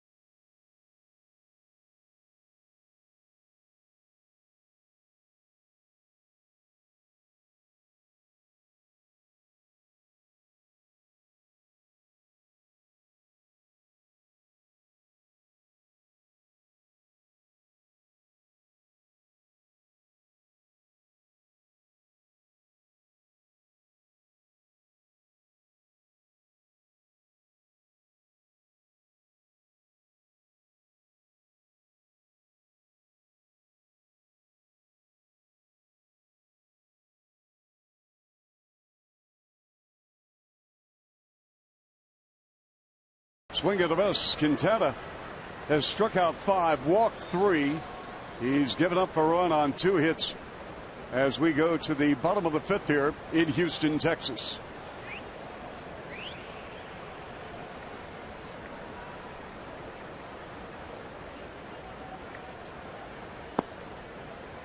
The Astros 30-19. St. Louis with the best record in baseball. The Cardinals won again last night. They have stayed red hot. They've won 5 in a row. Quintana with the pitch. Chop foul to the left. John Lackey struck out 9 in a 3-0 victory over the Dodgers. The Cardinals go to 32-16, Stephen. They've had a good organization for a long time, and they seem to develop players that fit right into the team concept that St. Louis has always had. That and some pretty good pitching. There's not many teams could have absorbed the loss of Adam Wainwright, but the Cardinals seemingly have done it. The other team, by the way, in Major League Baseball here in the great state of Texas, and will be in Arlington on Tuesday. Texas beat Boston last night 7-4. Hamilton banged out a couple of homers. Fielder went 2 for 4. He leads the American League in batting at .364. He's tied with Nelson Cruz for RBIs with 38. And the problem being that the Rangers have gotten hot. They've won 8 of their last 10. 1-2 pitch to Gonzalez, fouled. You don't have to throw him a strike, because Gonzalez is going to swing at everything. As you look at the AL West, and the Astros lead by 5 games. The Angels, a much better team than they've played. The Mariners also better, and surprisingly the Rangers, now that they have Josh Hamilton, kind of lengthens their lineup. 1-2. Swung on. There's a deep drive to left center field. Who's going to hold up for Adam Eaton at a catch. So Steve, in your opinion, having just seen the standings in the American League West, is this Houston team, have they arrived a little bit early, or do you think no, they are not a fluke, they have a legit shot at winning this, or who is the team to beat? It really depends on how aggressive Jeff Luhnow wants to be in the trade market. They've got a deep system. They have a lot of players that have value. And they're going to have to trade for a top-of-the-line starting pitcher. Not necessarily a number one. They've got that. But they're going to have to trade for a bona fide number two. If they don't, it's going to be some trouble for them in the second half of the year. I think that Jeff knows that. I think he realizes what he's going to have to give up. Risnick swings, and another high fly ball to center field. Once again, busy hitting for Adam Eaton with the grab. One of the guys he's not going to give up is Carlos Correa. Well, I was going to say that because Houston does have prospects to make a major deal. Yeah, but they're not going to trade him. He's going to come up and play shortstop. He should be up the middle of June, maybe the third week in June. And when Jed Lowry comes back, who was their shortstop, he's going to shift to third on a daily basis. But when Carlos Correa comes up, he's going to leave his mark on this team this year. This guy can really hit, and he is considered now by many the number one prospect in all of baseball. Some still rank him number two behind Byron Buxton. Of the Twins? But Buxton keeps getting hurt. Springer, check swing. Did he go around? No. So, Steve, yeah, everyone tells me that Correa, he's a big kid. He's about 6'4". Do you think they're going to leave him at short? Will they move him somewhere else? Well, there's another big guy that you might remember was moved from third base to shortstop. His name was Cal Ripken. He was 6'5". So you can play the position. And I think for the time being, they're going to leave him at shortstop. They've got another guy that they're hoping develops, but he's developed slowly, a former number one pick, Mark Appel. He's on to Stanford. Hasn't turned out the way that they wanted to. They've got another guy, a third baseman, Cullen Moran, who they got in a trade with the Miami Marlins. He doesn't have a whole lot of tools, but he can hit. Swing and a miss by Springer. I think the one guy that they keep talking about that we might see here, in fact, I think we're going to see him here, is Michael Feliz. Hard-throwing right-hander because Scott Feldman went on the disabled list. He had a meniscus tear, and so they're going to lose him from 4 to 6 weeks. That's a big loss for the Astros. Outside, and he walked him. Springer arrives at first base here in the bottom of the fifth. He has walked now twice. And you can drop us a note on Twitter, Swersko54, SWIRSK054. We love getting your tweets, talking baseball, and I will pass on your questions to Steve Stone. I know how much Steve loves the fan base that, you know, is so loyal to the White Sox. And Steve, we had a chance to answer a question or two yesterday, with more coming your way here this afternoon on Comcast Sportsnet, and of course tomorrow as well.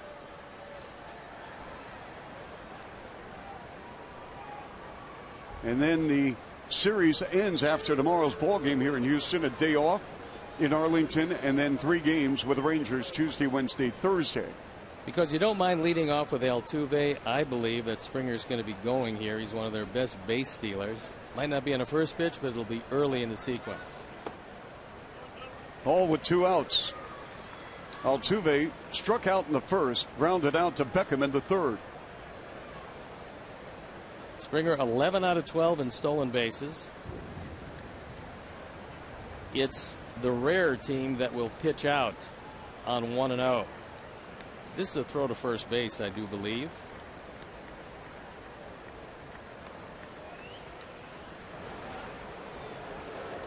And he got him leaning, but he couldn't get it there quite in time. Now, Steve, here we are. We're in the booth. How did you pick that up? Made sense to me that Springer's going to be going, I believe, early in the count. Mark Parent probably feeling the same way. He's been around a long time, and he called that play. Now, how much of that comes from the dugout? How much of that is just intuition on the part of the pitcher? No, that's from Mark Parent, who's going to call slide steps, pitch outs, and he's going to call throws to first. 2-0 count, 2 outs. Altuve swings right back to the mound. Quintana over to LaRoche. And the inning is over. Astros 1, White Sox nothing. Back with more after this.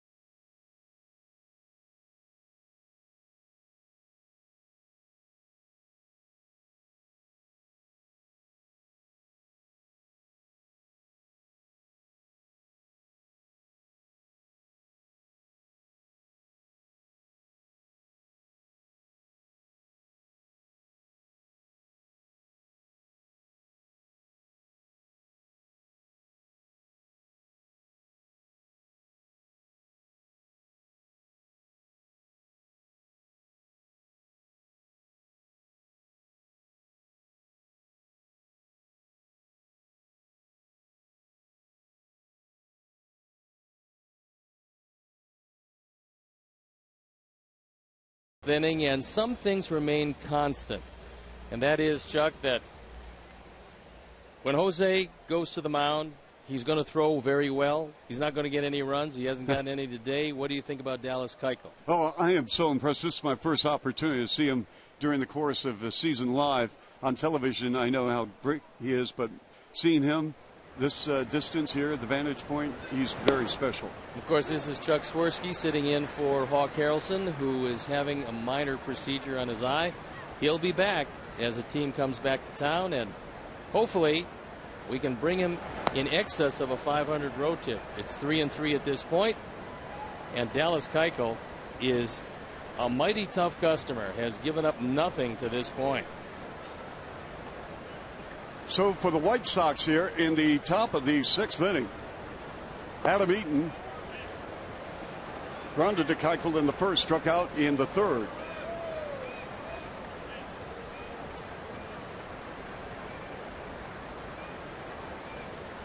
One, 2, and 1 for the Astros. No runs, 3 hits, no errors for the White Sox. Eaton slices it foul to the left. The Astros in pretty good position as the draft comes. The draft is going to be June 8th through the 10th. The Astros have the number 2 and the number 5 pick in the draft. We talk about Keuchel with a great promising career in front of him. Steven Strasburg of Washington was placed on the 15-day DL this afternoon, Steve, with neck stiffness. He's had a lot of different physical problems, and obviously if they thought he could throw, they wouldn't have put him on the DL, but they want him to get 100% healthy. Eaton takes a called third strike. That pitch is on the outside corner, and I think when you see the Honda replay, you'll realize that it did have part of the plate. Keuchel, by the way, has not walked a left-hander in the last month, so he's got pinpoint control. That's a pretty good pitch. And that's how a guy throwing 91 miles an hour can make it look like 95 by putting it in the perfect spot. Bonifacio, the designated hitter this afternoon in the second slot. Bonifacio has struck out twice against Keuchel. It's 8 strikeouts for Dallas Keuchel, and a long way to go in this one. Routine ground ball. Gonzalez over to Carter. 2 down. June 17th is NIU night at U.S. Cellular Field. Purchase tickets using the NIU ticket code and receive a ticket voucher good for one-of-a-kind White Sox NIU co-branded hat. Wow, that's good. Northern Illinois University, your future, our network. Purchase your tickets today by visiting whitesox.com/NIU. That's right. Go Huskies. All of our viewers who attended Northern Illinois in DeKalb, outstanding school, very, very underrated athletic program. Their football program's been terrific. I would say so. 1-0 Houston here in the top of the 6th. Garcia returning to the lineup after missing the last 5 with that knee situation. Keuchel works very, very fast, does he not?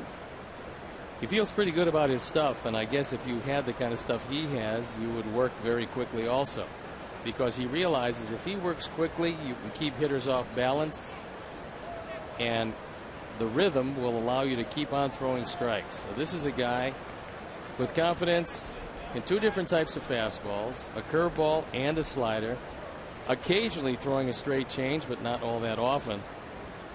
And because he is supremely confident, he will work as quickly as he possibly can. 2-1 pitch. Swung on. And that ball drops into right field for a base hit. That time the fastball was up high, and Avi was able to get a good shot at it, drove it into right field. One of the few times that Keuchel did not keep the ball down, and one of the few times the Sox have been able to get some elevation on it. For the White Sox, that's their 4th hit of the afternoon. Cabrera grounded to Keuchel in the first, single to right in the fourth. He's at the plate. 2 outs with Garcia aboard at first.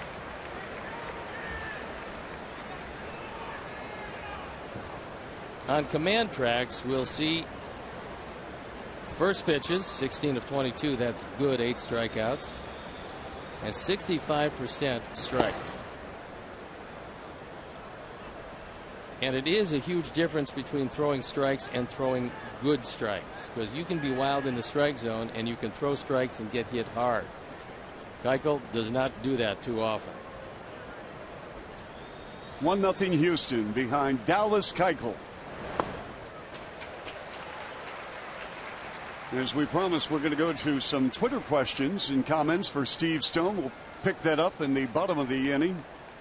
All of our fans appreciate the hard work of you and Hawk. And Steve, we're going to have an opportunity to tap into your knowledge bank and ask you some questions about Major League Baseball and the White Sox as well. A little ground ball. It's going to be an easy play for Altuve. Tags out Whacks him on the head. We'll get to your Twitter questions in a moment with Steve Stone from Houston.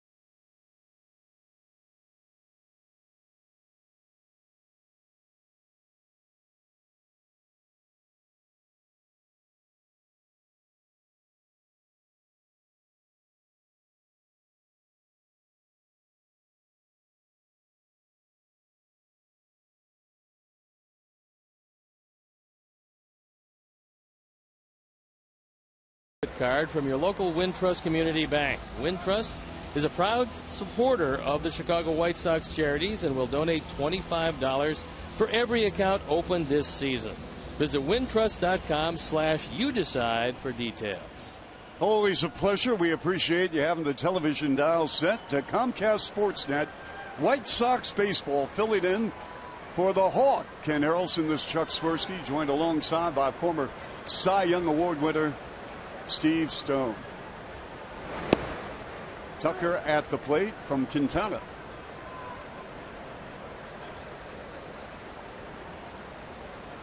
One, 2, and 1 for Houston. No runs, 4 hits, no errors for the White Sox.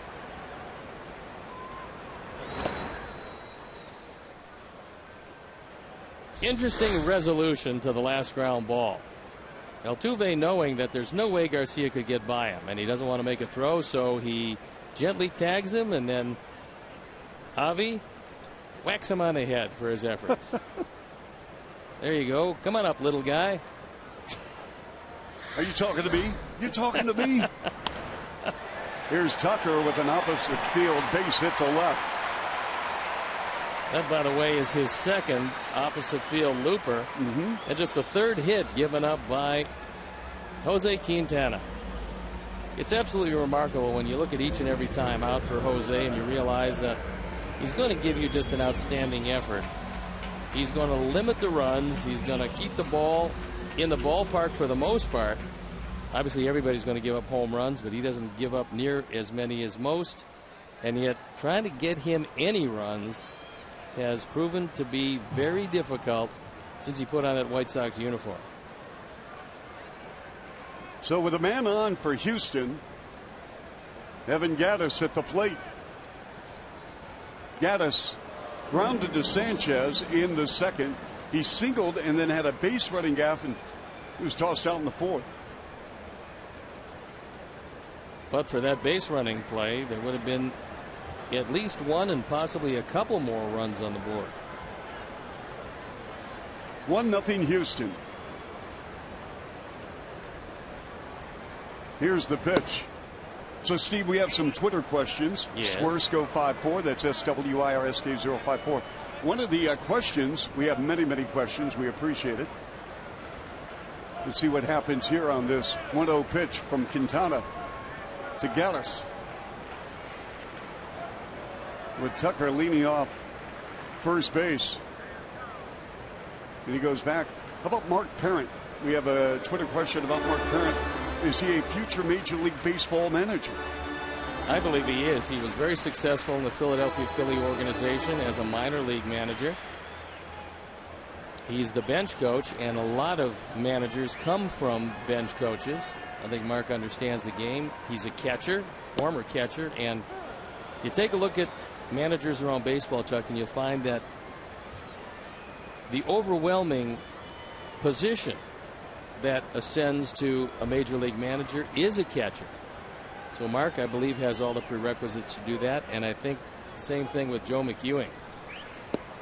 Big swing of the miss. I think Joe McEwing, the third base coach, has a chance to manage, and one of the reasons why is Joe was never a star in this game. And I think it's pretty easy for the guys who had to work that much harder to stay in the big leagues to understand what the normal player goes through. I think Joe's got a chance to manage, and I think Mark has a very good chance to manage. 1 ball, 2 strikes, nobody out with Tucker, the runner at first. Here's the swing. It's headed to the seats. All right, here's another question from Chai Sock Fan 420. Steve, do bullpen pitchers throw before the game, or are they warming up completely cold? No, they throw before the game. They make sure that they don't need 20 minutes to loosen up because you don't have that much time. So their arms are pretty much ready to go. They'll get the pinpoint on their breaking ball down when they have their chance to warm up, but no, they don't start cold. 1-2 pitch, swing and a miss by Gattis. He struck him out. That's going to bring on Carter. 6 strikeouts now for Jose as he throws a face-high fastball.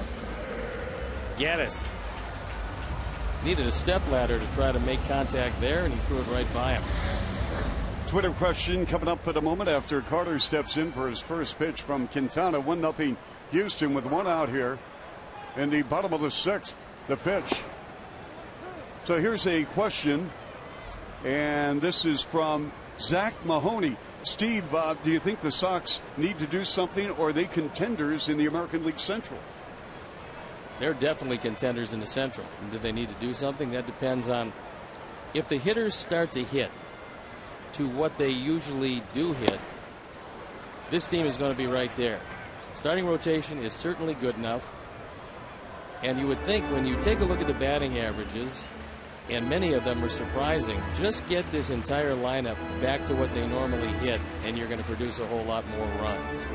When you do that, it's going to take a lot of pressure off the pitching staff. The bullpen is better. Starting rotation can be very good. And depending on who Robin decides to send out there, you can have a defense that's a good defense.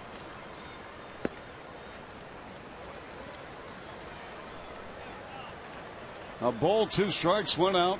Chris Carter at the plate. Tucker on at first. After a base hit to lead off here in the bottom of the 6th. Quintana delivers. And we have a 2-2 count.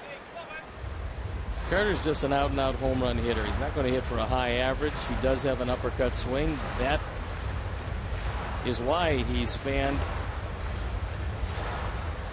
65 times this year. Wow. But that also is why he's only grounded into 1 double play.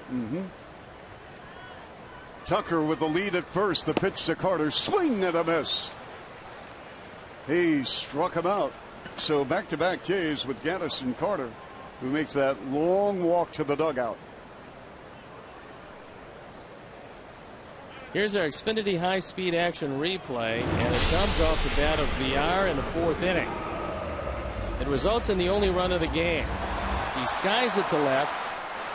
Melky comes up with a running start. He's got a very good shot at throwing him out. Unfortunately, Giovanni cannot corral the short hop. And Tucker able to score. 2 outs here in the bottom of the 6th, 1-0. Here's another question from Chai Sox Go-Go. Your thoughts on Adam LaRoche as a first baseman designated hitter? He's a Gold Glove first baseman. There's not much doubt about that. And as a DH, that's something he's going to have to get used to, because it's not that easy a transition. Evan Gaddis told me that one of the biggest things that he tries to do is figure out a way to kill the time in between at bats, because you're not out there all the time. But Adam, a very good first baseman, and he knew coming over that would be the role. So when you come over and you sign a contract, you accept the role they tell you about, and that's the role that he's accepted. Cold strike on Jonathan VR. I love the fact that here on Comcast Sportsnet and of course our Twitter handle Sportsco54, we're able to communicate with our Sox fans. So very loyal. Sox home on Friday against Detroit in a big series for both teams. Scuffling of late for the Tigers. VR keeps it alive here. 0-2 the count. Well, when you take a look at the games coming up, you realize, number one, this was a pretty tough road trip, and it's still in the middle of it. And number two, coming home off this road trip after the 3 in Texas, it's Detroit for 3 and the same Houston Astros for 3, so it doesn't get any easier. Swung on, well hit, and it's going to drop in for a base hit all the way to the wall. Cabrera comes up with it. The throw into second. They caught him in a run down, and he is out. Boy, poor base running by the Houston Astros this afternoon, VR. And the White Sox will gladly take it. The score remains 1-0 Houston.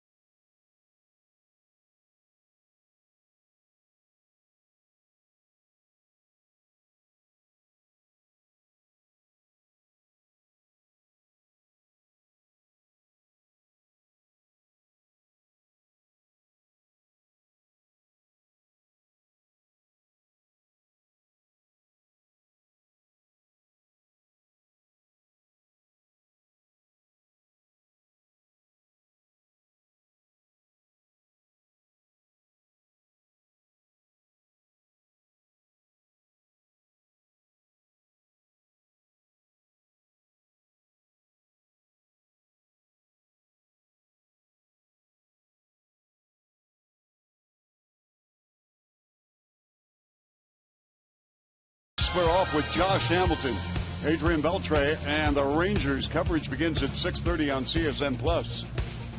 Also going to square off with Prince Fielder. Yeah. That's not an enviable task. Can we put his name on the promo there? He is really, really tuned up. Coming back after neck surgery, which put him out for a long time.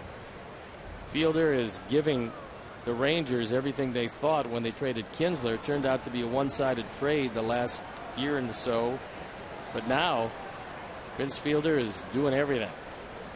Top of the 7th here in Houston with Alan LaRoche. Steve just talked about and praised the opportunities of LaRoche in a White Sox uniform. My goodness, Mother Nature doing her thing outside the ballpark here. And that's why you have a dome. And that's why you don't start the game with the dome open.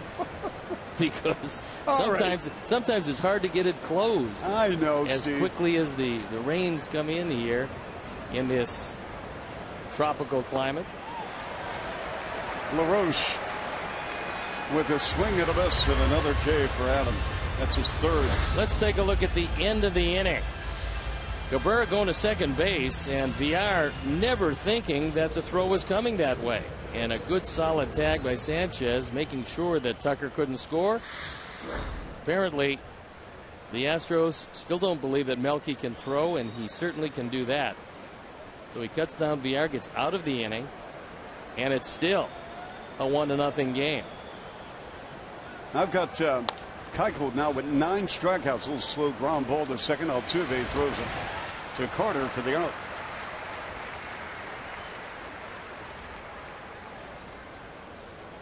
Two up, 2 down.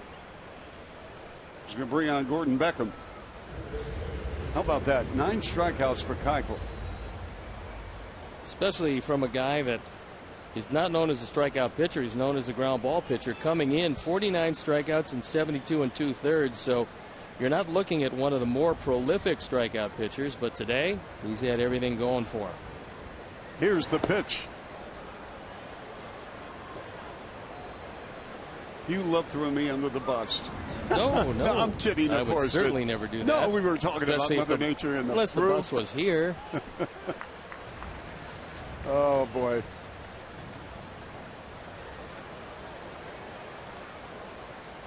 It is really coming down. We have the pleasure of bringing you Sox baseball here, and an easy rollout to Carter, and that's going to end it here in the 7th. That was quick. 1, 2, 3. We'll be back in a moment on Comcast Sportsnet.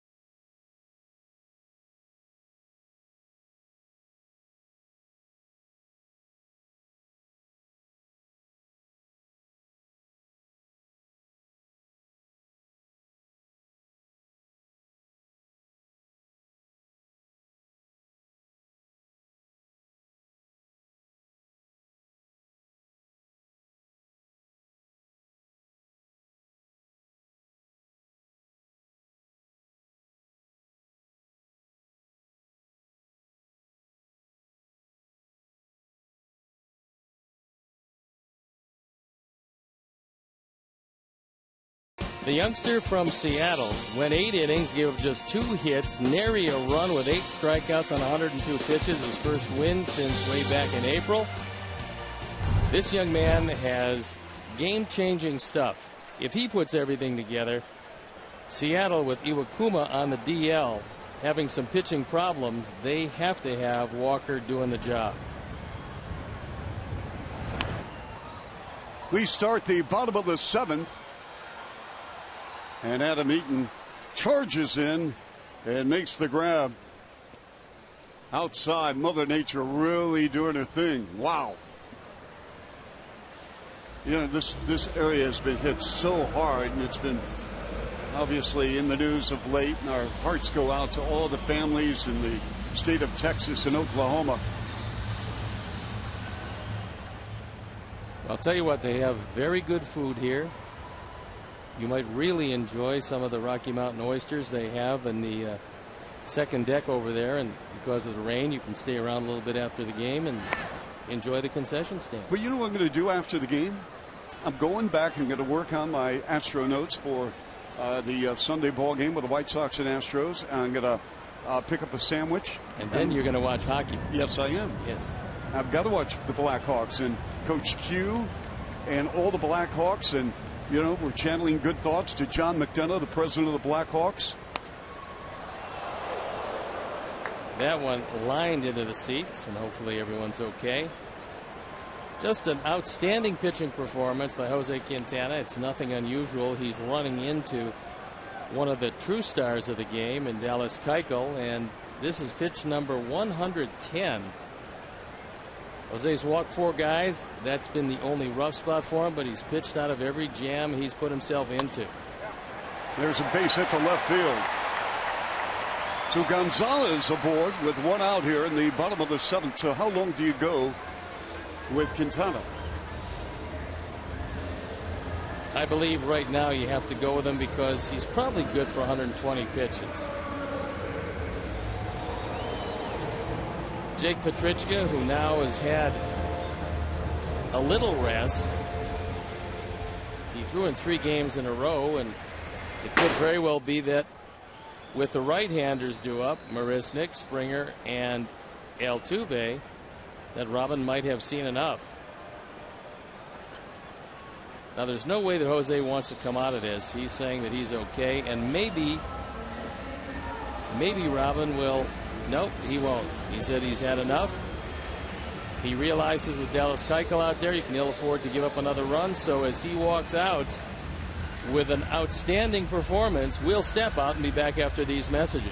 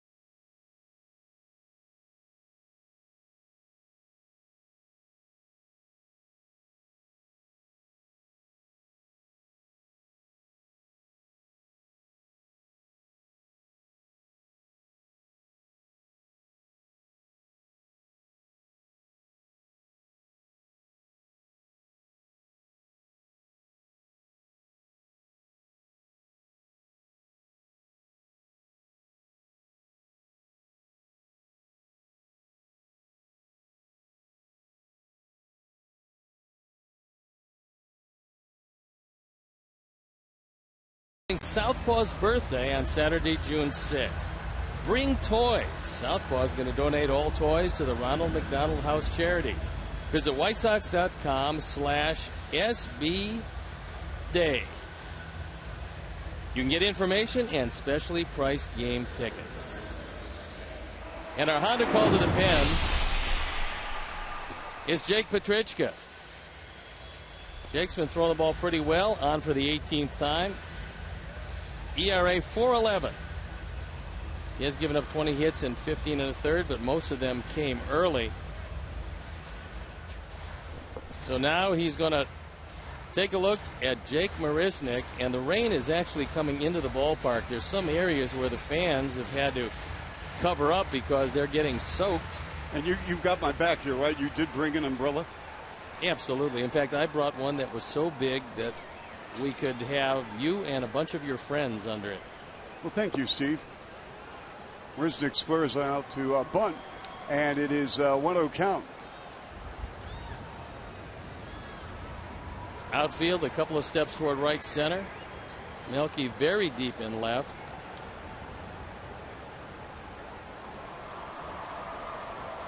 Here's the pitch, swung on. That's a sharply hit ball to left field for a base hit. And the Astros in business here in the bottom of the 7th with runners at first and second.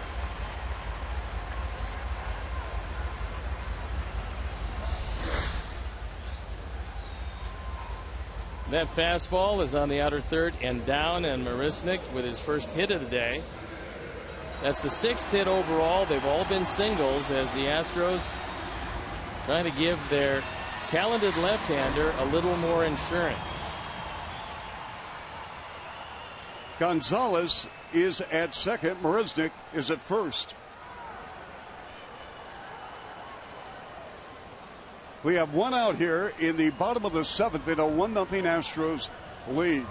You don't have to worry about Gonzalez stealing a base because he doesn't have that kind of speed. However, Sanchez is paying attention to him at second. The pitch to Springer. And it's 0-1. Springer struck out in the first. He walked in the third, walked again in the 5th.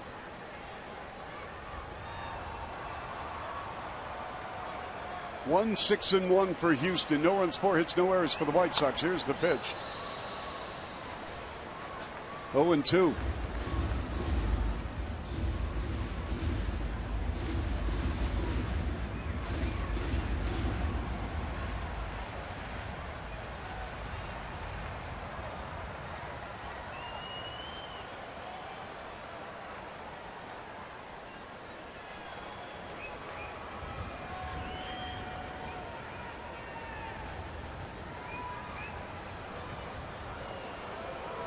Steps off the runner as he gets the runner Gonzalez back to second. Jake looking in. Here's the pitch. Low.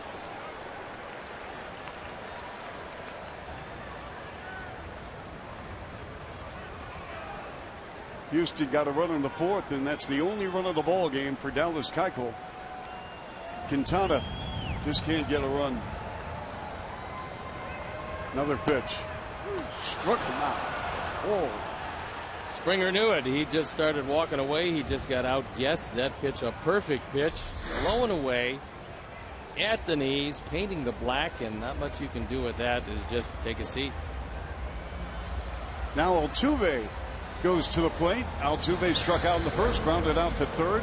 With 2 on, it grounded to Quintana in the 5th. Because Altuve strikes out only 10% of the time, that strikeout in the first where Jose struck out the side was very rare. That was a huge strikeout as well. There is some flooding here in the dome. Wow. So there's a lot of ways to get in and out of here. I suggest you don't go that way. Either that or I'm going to purchase a boat. Can you get one of the concession stands? Oh, yeah. Yes, I'd like a hot dog, maybe a soda. And, oh, by the way, you see that yacht? Yeah, I'll take that.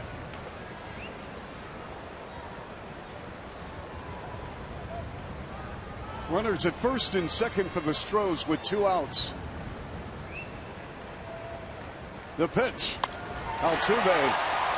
Left field backing up. Nice grab on the play by Melky Cabrera.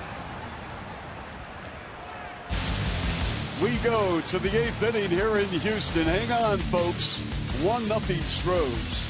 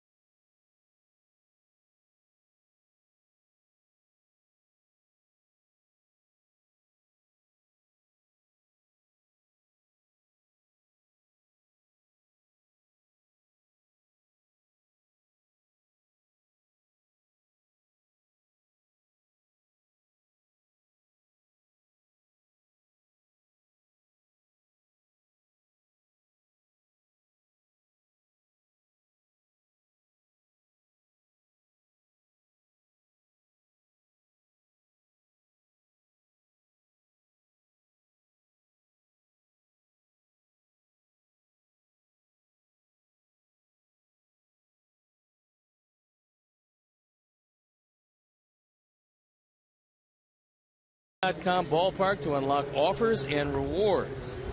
It's the official U.S. Cellular Field ballpark app. It'll complement and personalize your trip to the ballpark with maps, mobile check-in, seat upgrades, and more. Visit MLB.com ballpark today or visit WhiteSox.com/ballpark app to learn more.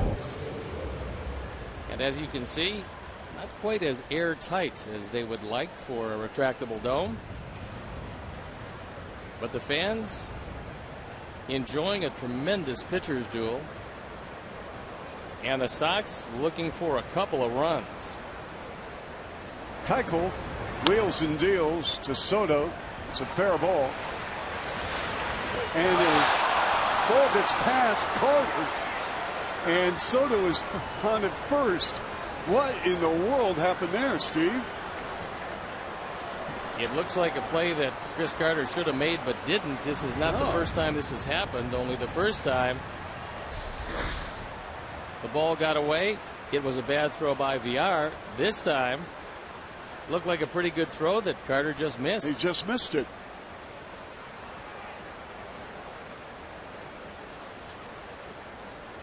VR made an error in the second inning, and this time I think it's going to go to Carter. And J.B. Shuck carrying with him the tying run coming on a pinch hit. So Shuck is the They gave the air to VR, which is somewhat surprising to me. Yeah, I think Carter should have had that ball. You're right, Steve. But either way, the tying run's aboard. Shuck at first. Nobody out here. Top of the eighth. The White Sox trailing by only 1-0.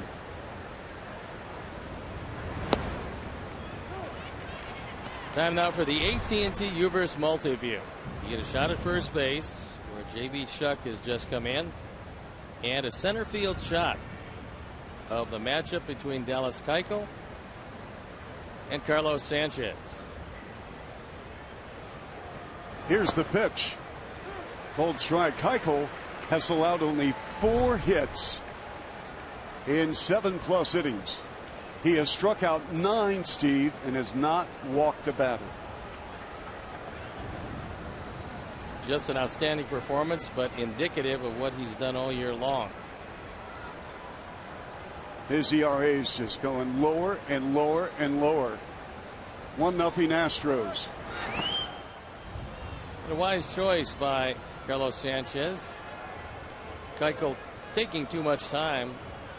For some reason, that's aggravating him, which is fine. The best thing you can do is try to aggravate a guy who's rolling right along. And if he's going to take that much time, just call timeout, but make sure the umpire at home plate acknowledges that timeout. Keuchel went the distance. A complete game and a loss at Baltimore in his last start. Here's the pitch.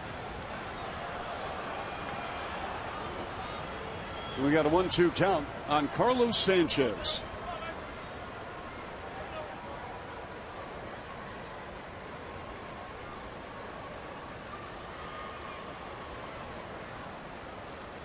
We have nobody out here in the top of the 8th on a 1-2 count with Shuck running at first. Sanchez swings and misses, and he struck him out. That is his 10th. That's a new career high for Dallas Keuchel. You don't find too many sinker ball specialists striking out in double figures. But that last slider down and in, and Sanchez swung right over the top of it. So that's going to bring on Eaton. Eaton grounded out to Keuchel in the first. He struck out in the third. Also struck out in the 6th. Sometimes you just got to tip your hat. But again, having said that, I mean, Quintana deserved better. He usually does. It's the most amazing thing I've seen, where a guy continues to throw really good, solid baseball. Can't seem to get any runs. Here's the stat, Steve. The leader since 2012 in no decisions, Quintana, has 41 of them. Well, right now he's praying for a no decision. That would mean the Sox would score at least 1. Eaton, and soft little line hook, and they're going to double up Shuck, and that's a double play, and the inning is over. So we go to the bottom of the 8th. Astros 1-0.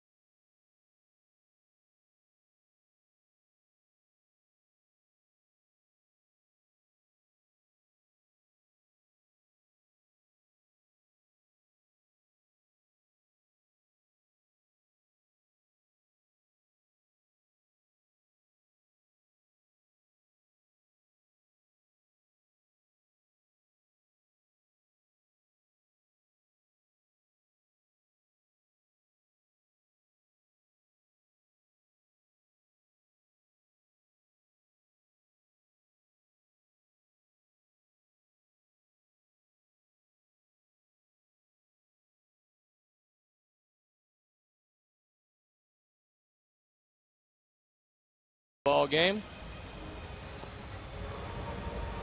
Tyler Flowers takes over behind the plate as Gio Soto was lifted for a pinch runner, and Dan Jennings comes into the ball game to try to hold him right there at a 1-run deficit. He's on for the 20th time. He's 1-1. ERA 6.53, and he'll try to neutralize Preston Tucker. Tucker with a couple of base hits. They were almost identical, little loopers into left field. Unfortunately, one of them leading off the 4th inning turned into the run, the only run of the ball game, as he scored on a sacrifice fly off the bat of VR. And it was Jennings, Steve Stone. He was the 4th pitcher last night, got the win in 2/3 of an inning, came through with a big strikeout. Love to see a duplicate right here. But first things first, you've got to get out of the 8th inning. Preston Tucker steps in against Jennings. Here's the pitch from Jennings. A chopper, one bouncer. LaRoche leads Jennings to the bag, and he's out. He's out by an eyelash as Tucker hustling down the line. Hey, Sox fans, vote for your White Sox All-Stars. 35 times you can do that. 2015 Assurance MLB All-Star Ballot at whitesox.com. Voting is exclusively online on your computer, tablet, and smartphone. Vote early and vote often. Help select the starting lineups for the 2015 All-Star Game. You can vote at whitesox.com now. We are in the bottom of the 8th here in Houston, Texas. The Astros with a 1-0 lead over the White Sox. 1-6-2 for Houston. No runs, 4 hits, no errors for the White Sox, who have been handcuffed by Dallas Keuchel this afternoon. Gaddis, the designated hitter, batting .225. Here's where you have to be careful, because he's a home run hitter. There's nobody on base. They need a run, and he's looking to hit one out. And squeezing the sawdust out of the bat to get a fastball to do it. He is a big man. Talked to him before the game. He is an enormous fellow with a beard to match Dallas Keuchel's.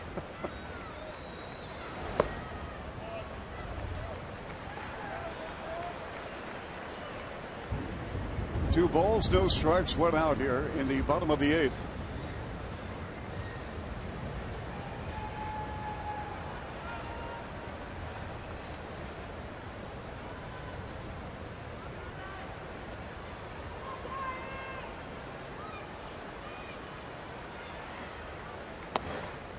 Takes a cold strike. Daniel Webb loosening up in the bullpen, and he was absolutely brilliant last night. Went an inning and 2/3 with 3 strikeouts, 1 hit, no runs. 1-0 Houston. 1 out. 2-1 pitch coming up to Evan Gattis.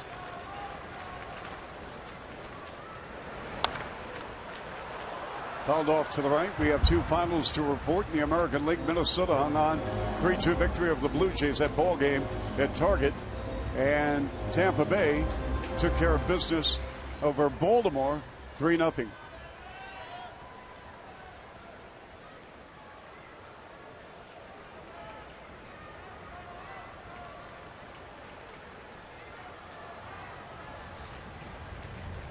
Two and 2 the count to Gattis.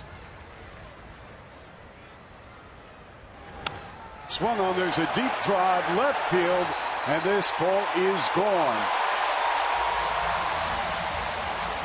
You called it, Steve. Gattis was waiting for it. He got it. Well, unfortunately, he went up there with the thought of hitting the ball out of the ballpark, knowing that if he got one down, and that's in his sweet spot. Jennings went the same place twice, and that ball low and in, and with the Crawford boxes here, it's just really for Gattis a pop-up. He can hit it probably twice as far. In our Ford home run replay, he just reaches down, gets that slider, and takes it out. For Evan Gattis, his 11th home run on the season.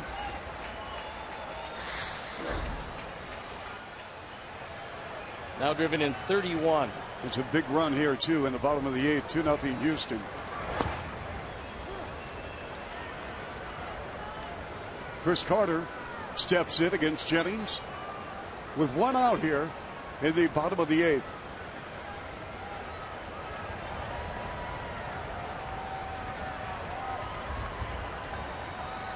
Carter is 0 for 2.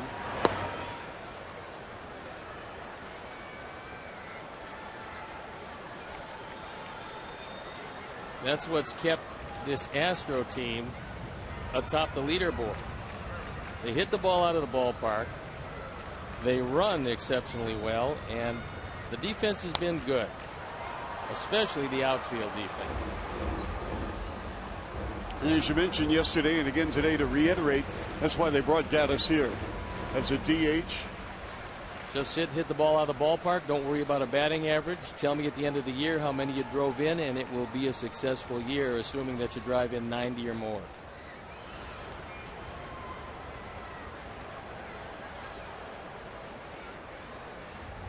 One-two pitch.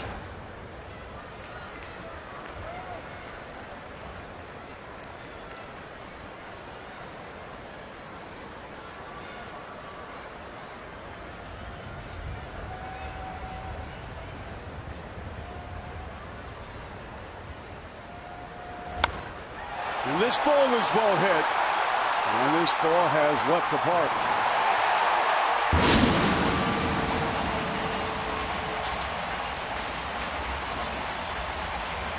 Back-to-back home runs for the Astros. Gattis and Carter.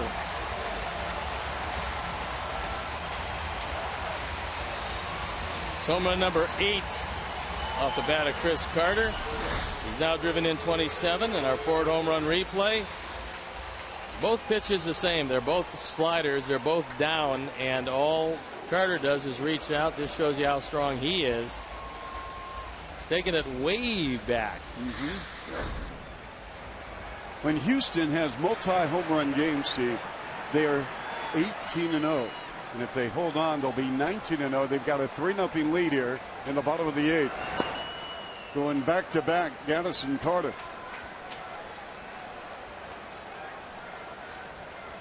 Well, last night, winning the ball game late, Sox pitching kept Houston in the ballpark.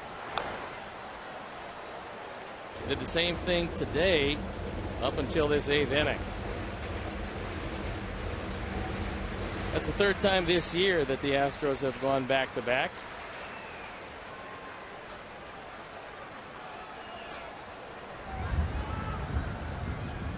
Astros now with 68 home runs lead the American League, and VR was looking to go back-to-back with that swing. That would have been news because he hasn't hit one yet. Nope. 8 hits now for Houston. And they're up 3-0 on the White Sox here in the bottom of the 8th. Here's the pitch. Swing and a miss by VR, and he struck him out. Just like we promised earlier in the game, it's Miller time, brought to you by Miller Lite, and it's our Miller Moments, and it's the day of Melky Cabrera, and he's had a good one. Making the long throw home, unfortunately a short hop, and they don't get Tucker, and that was the only run of the game for a while. Then Melky cutting down VR at second base. He decided to take some liberties and was cut down. And then a fine catch off the bat of Altuve. Would have been at least a run, maybe more. It ended the 7th inning, and Melky's had a good day. So with 2 outs, Jason Castro, who is 0 for 3, now batting .220.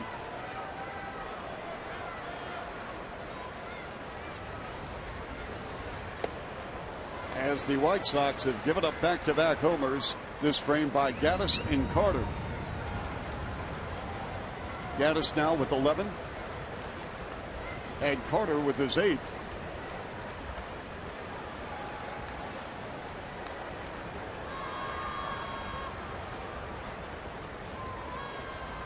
Two-0 pitch. 2-1.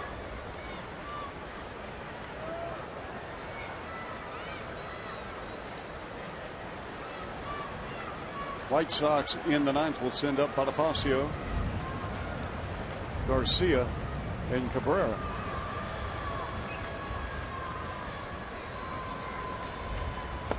Swing and a miss by Castro. 2-2 with 2 outs.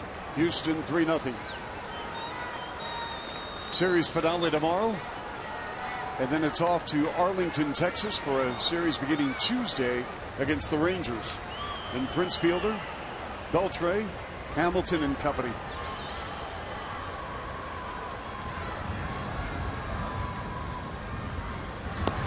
Swing and a miss by Castro, and the inning has come to an end, but Houston does damage. Solo homers back-to-back by Gaddis and Carter. Stros up 3-0. We go to the 9th right here on Comcast Sportsnet.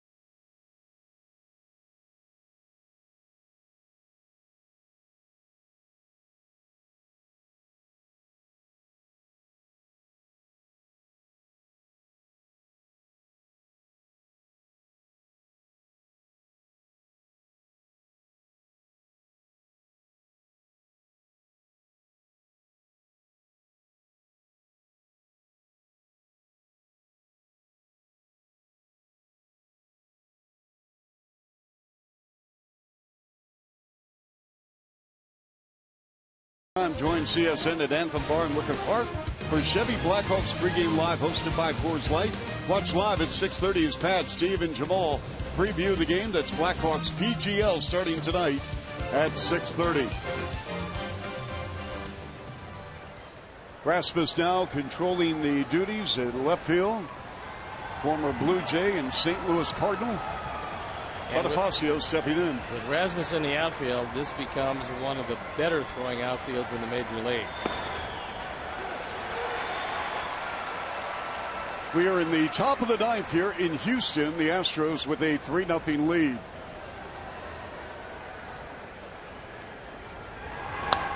There's a ground ball, second base, Altuve, and the release to Carter.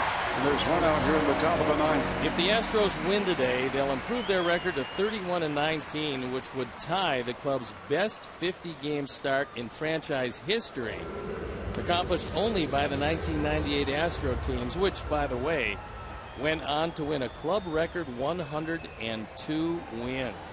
And that's under A.J. Hinch in his second go-round as a major league manager. Garcia at the plate for the White Sox. Big swing.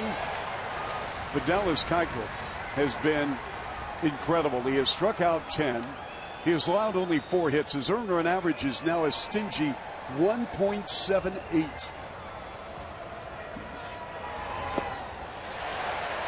Now he's starting to throw a straight change, which he very rarely does. The beauty of his performance today is he's kept everything around the plate, and he's stayed down, and he's gotten most of the Sox hitters to beat the ball into the ground, with pitch number 103 forthcoming. Here's the 0-2 pitch from Keuchel. He's trying to nail down his second complete game and his first shutout of the year. And this would be his second straight complete game, having lost at Baltimore, but he went the distance 4 days ago. Back to Keuchel. Runs near the bag and the flip, but a scoop to Carter. The White Sox are down to their final out, Mr. Stone. Unfortunately, they've run into one of the league's best pitchers on one of his best days, and that's a real bad combination. But it's not surprising that his mound opponent was Jose Quintana, who threw a brilliant 6 1/3 innings, giving up just 1 run on 5 hits, striking out 7, and he stands to be the tough luck loser again. Here's the pitch.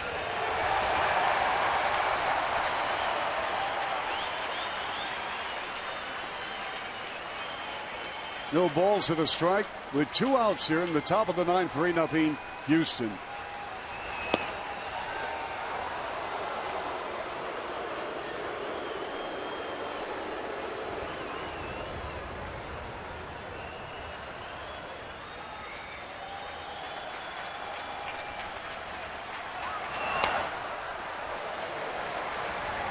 This crowd of 29,720 on their feet here at Minute Maid Park. 1 ball, 2 strikes. Dallas Keuchel on the mound for Houston. He has tossed a 4-hitter at the White Sox.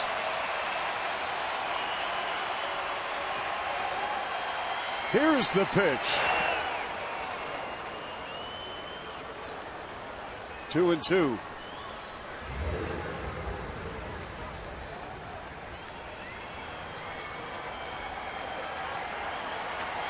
Contrary to belief, Keuchel was not a number 1 or 2 or 3 draft choice. They got him later in the draft, and it's paid dividends. That one almost yanked into the Sox dugout. As Milwaukee staying alive here. Keuchel drafted in the 7th round. Give you an idea of how much talent you can get in the later rounds of the draft.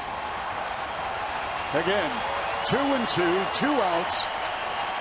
The pitch from Keuchel. Another foul ball, this time off to the right.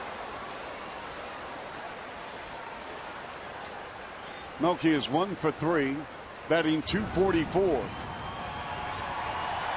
Only 4 hits by the White Sox this afternoon. Sometimes you just got to say, job well done by Keuchel. The pitch. Another foul ball. They'll keep battling as much as he possibly can. With pitch number 112 on the way.